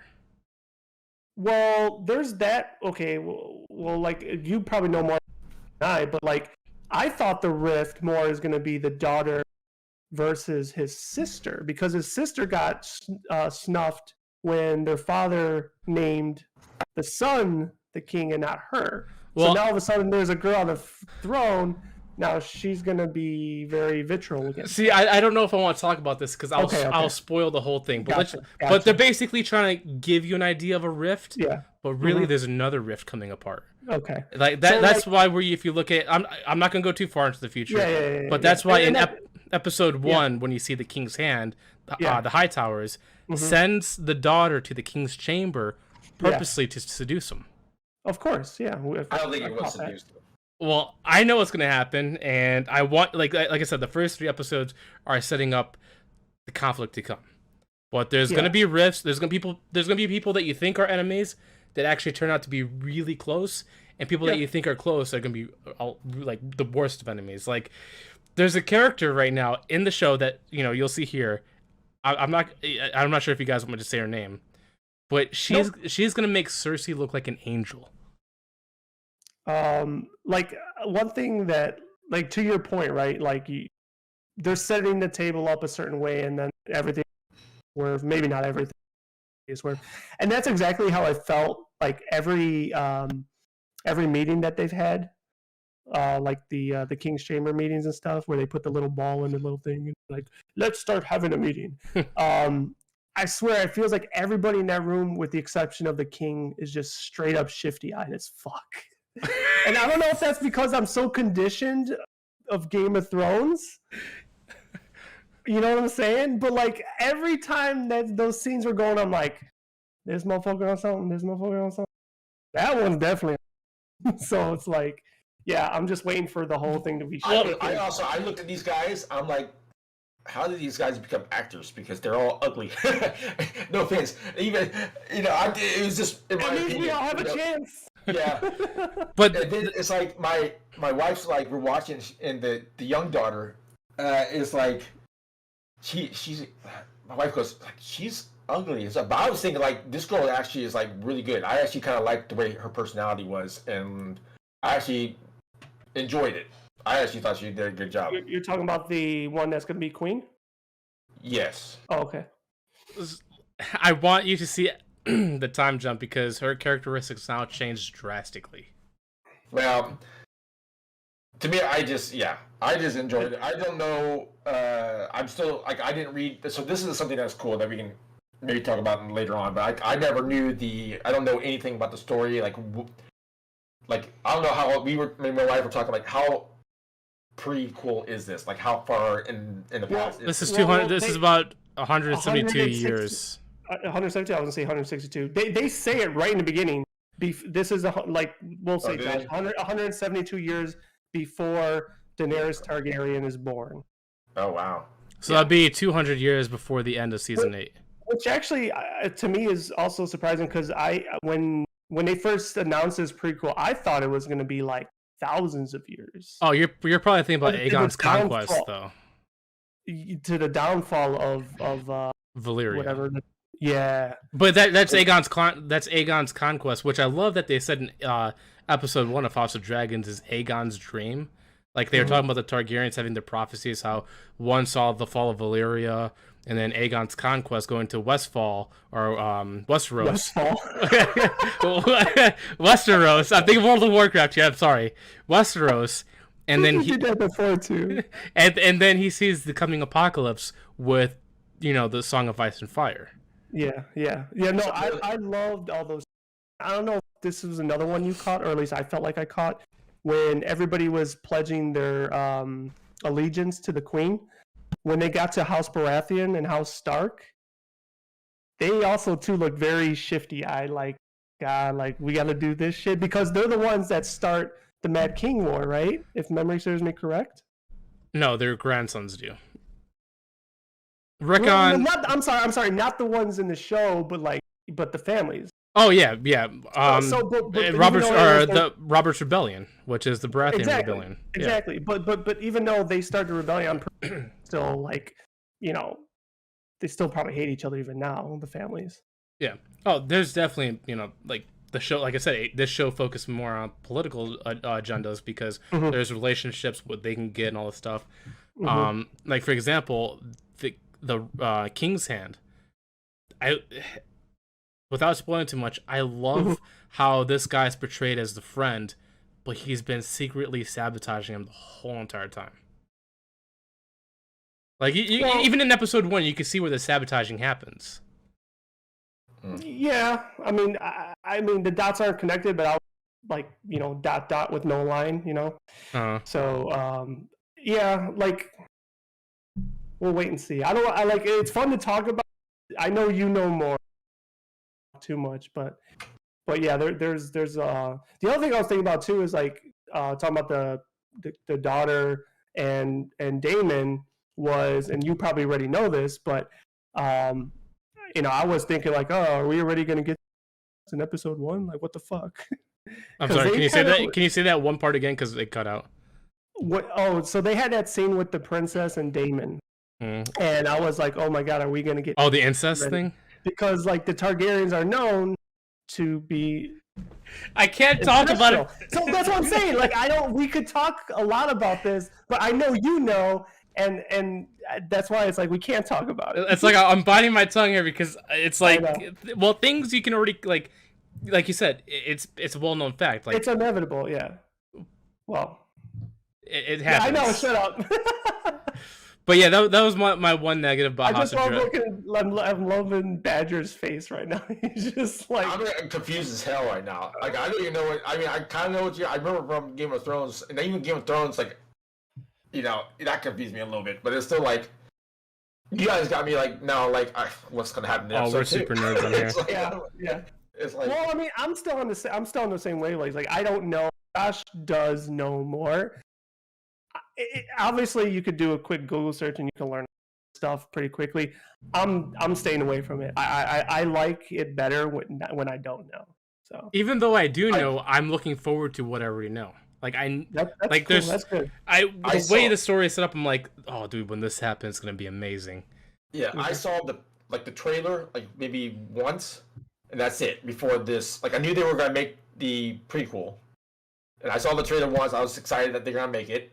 But I don't know the storyline, the plots, what's happened. I didn't know I didn't know how, in the past it was until you just told me.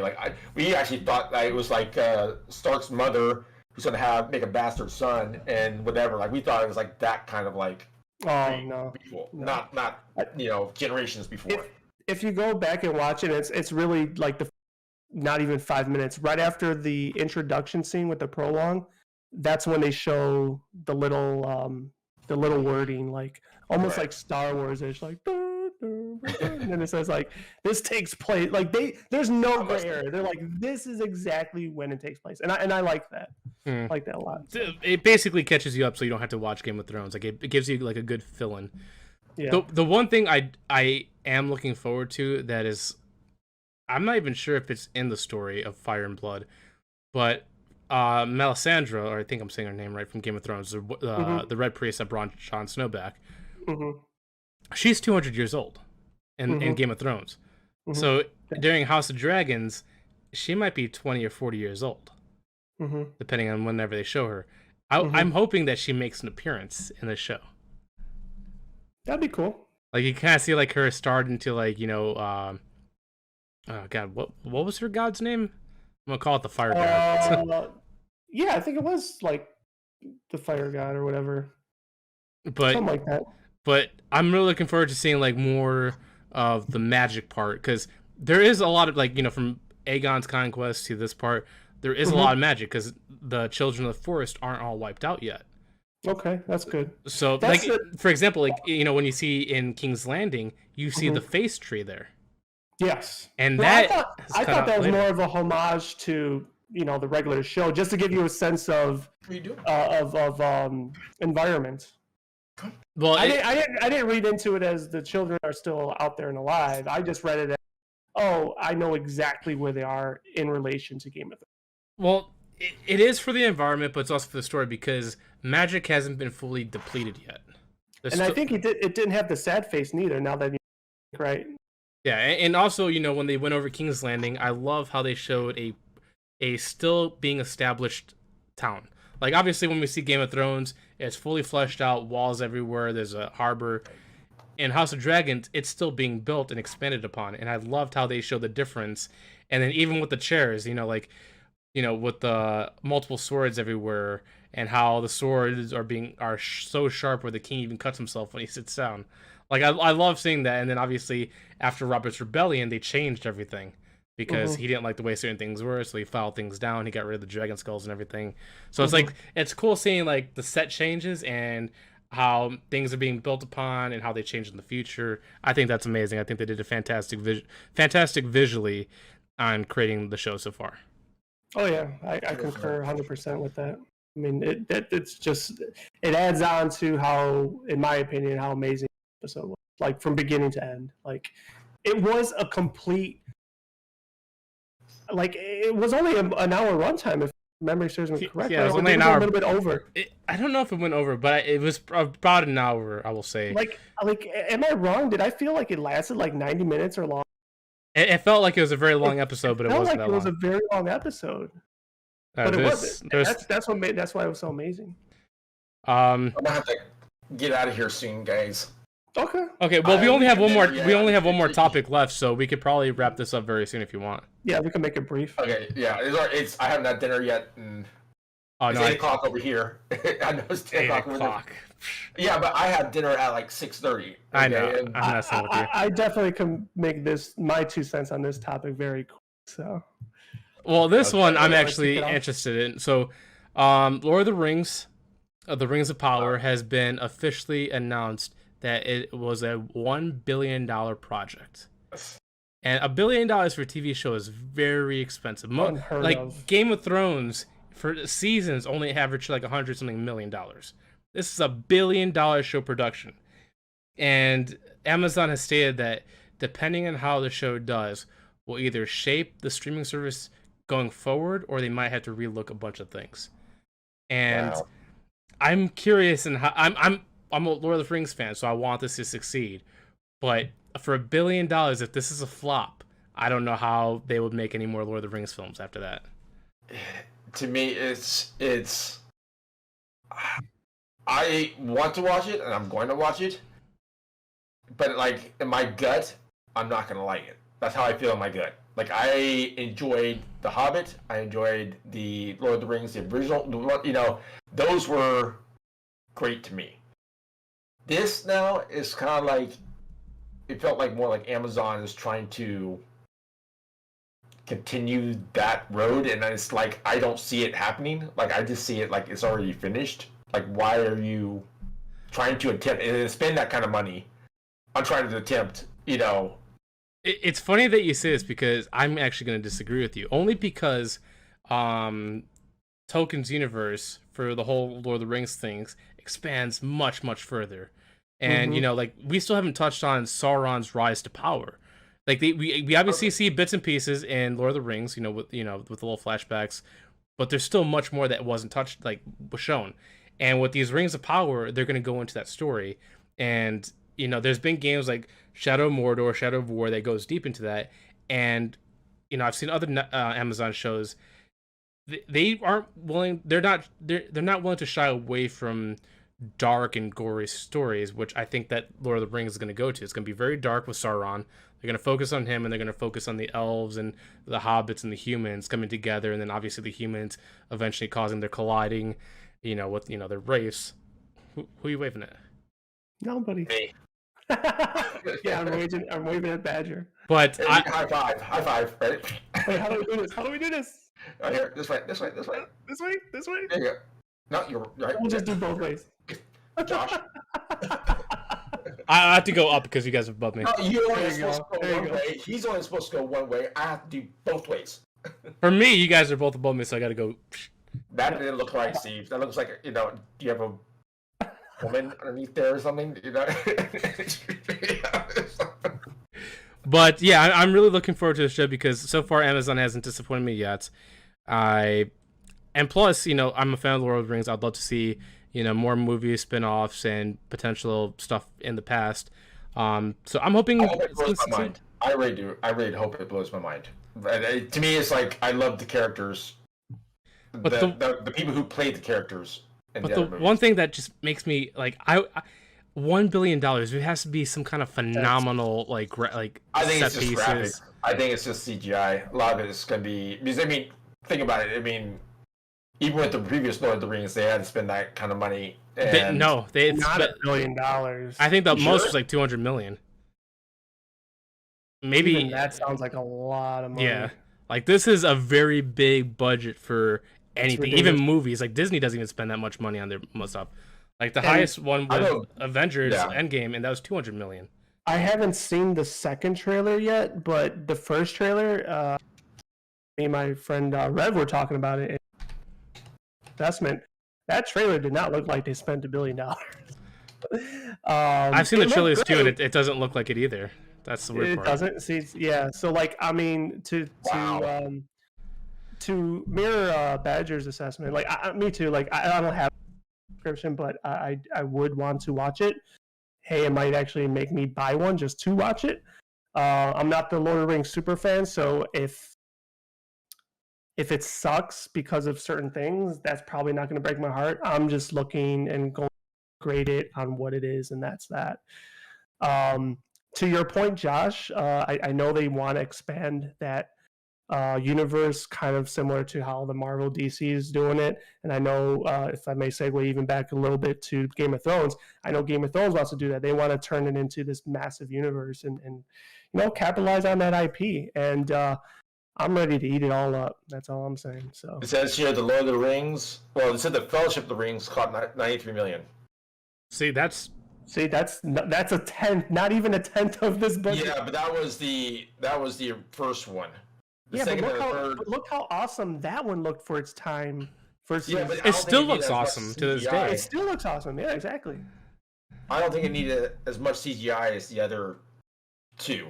I think the Two Towers was the most CGI with the whole battle scene, that tower and the ghosts and all that stuff.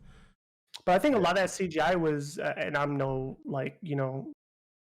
guru on this, but a lot of that was just copying and pasting people on the battlefield. Well, it was a mixture of three things: copying, pasting, CG artwork for the visuals, and then also practical effects. Like they built a lot of set pieces to some people like that kind of content. No porn on the stream. Come on now. How dare you? But yeah, I'm really looking forward to this. I have hope for Amazon because I've watched a lot of their shows, and like I said, there's only been maybe 2 or 3 shows out of their big catalog that they have that's only disappointed me. I think one of them was the Red Notice was one of the ones I liked the most. Right? They did that one. What is it? Red Notice, the one with The Rock. No, that's Netflix. That was Netflix. Yeah. Who did the? It was the Tomorrow's War, right? That was Amazon. Yeah. Yeah, that one. I like that one. That was really good. Yeah. Chris Rock. I have high hopes from, obviously if it flops that'll be a horrible mistake and also one that'll go down in cinematic history as the biggest flops of all time. No, they're making this into seasons, not movies, right? No, I think it's just one season. So far it's $1 billion season. Yeah, and is it only 8 episodes or 10? I know the season's fairly short, but I don't know how many episodes. Let's just say 8 to be on the safe side, but I know it comes out September 7th, I believe. Oh, so it comes out very soon, and I hope this blows my mind because, like, it's like to your point, the trailers don't show $1 billion production, but maybe they're doing that way on purpose, and maybe they're lowering your expectations. And when you watch the show, you're like, "What the? This is insane." So how does this get released? Is it like Game of Thrones?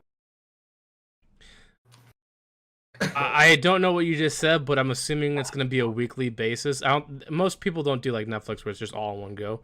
I think they're going to do it weekly. That was my question. It's going to be another Game of Thrones thing. That's why I assumed. I heard the first part and I just kind of like filled the rest in. I'm sure that's the reason why probably Amazon says that this will, show what's going to happen to Amazon or not. Well, I think the reason why they say this might shape their future is because they have a lot of projects that they want to work on, especially movie franchise-wise. And I think they're seeing if this pans out, if they're willing to sink even more money into future projects that could pay off like this. Because there's a movie series or season 2 that's trying to like rival Harry Potter. I can't. It's another fantasy genre. They want to make 3 movies, and the rumors I heard, I don't know if they're true. These are just rumors, and because there's no production yet. But they want to spend at least $5 billion on this 3-movie trilogy. What is wrong with people these days? Well, Amazon has a lot of money. I'm in the wrong business. Amazon has a lot of money, so they're capable of making these moves. Well, yes, but I mean, come on, let's be serious now. I mean, they don't have these A-class actors and actresses. You don't need A-class actors. Look at House of Dragons, Game of Thrones. I mean, are they really spending that much money on CGI and location? And permits and all this, and like the cameras. You actually live there one day? Well, see, this is what has me building sets. This is what is confusing to me is that Amazon, most of the shows aren't CG based. A lot of them are practical effects based. Like they build their sets, they build their characters with like Look at Lord of the Rings. A lot of those sets still exist to this day, and you could go. They go on scene and shoot. Yeah. What do you call it? Wherever. They go to Iceland or Greenland or whatever. I think Ireland, or New Zealand. New Zealand, yep. New Zealand, I think is the one. The Shire. Yep. And stuff. Yeah. I mean, so that's where a lot of the money goes. I mean, yeah. That you can make it into a music park or something like that. You know? I thought you said they're gonna turn it to a musical. I'm like, no, don't ever make it a musical. It's the next version of Universal Studios, just bigger. But do you guys have anything else to add to this? No, I agree. I would like to see it successful. Even if it tanks, it's not the downfall of Amazon. To your point, Amazon stupid rich, but will it hurt? I guess their future of shows and movies. I guess that's their. I think it'll change their approach. Gamble, but I think it'll be successful. And then, what may make it not successful are the reviews. But I think they will get the eyes on it that they need. It's really up to the views if they're gonna just bash the shit out of it. Mm. So we'll see. And then real quick, tonight, new movie with Kevin Hart and Mark Wahlberg. I think it's on Amazon Prime. I don't know what it's called. I guess it's very fitting to what we were just talking about. What's it called? I guess I could just type in Kevin Hart and it should pop up, right? Yeah. I saw it on Facebook real quick, and then I'm like, oh, okay. Maybe that's something I'm going to watch. I like Mark Wahlberg. I love Kevin Hart. Yeah. I think he's probably one of the best comedians I've ever seen in movies. Like, seriously. I love watching him. Other than Robin Williams, I think he's probably the best. Dave Chappelle is my favorite comedian for comedy wise, but Kevin Hart and obviously Robin Williams, Jack Black are good on-screen comedians with how they perform. Like, Kevin Hart has done a million movies. It seems like he's just going and going and going. Like he has a lot of successful movies. It's because he's friends with Dwayne "The Rock" Johnson. Yeah, too. It's hilarious watching those things on YouTube and stuff. Them going at it, making each other laugh. It's just like it's hilarious. Yeah. TikTok. All right, Josh, what you got? I was trying to look for the movie, but I'll look it up on my own time. But hurry up and do it. Just give me 1 second. No, you gotta go eat, sir. Yeah, no, I'm not going to slow anyways. You could hear your stomach on the microphone. Hey, I gotta let the dog out. No, that's my stomach. I'm sorry. That's my stomach grumbling. Let's see. Mark Kevin Hart's new movie. It is called Me Time. Me Time. All right. I'll put that on my watch list along with One Up. And it's on Netflix. I'm sorry. Wait. Why are you giving me false hopes, man? You're like, oh, it's Amazon. I know. I thought it was Amazon. It is. It says Netflix. I'll look it up. But that is it for episode 5 of the Out of Mana podcast. If you guys enjoyed, make sure you guys follow, subscribe.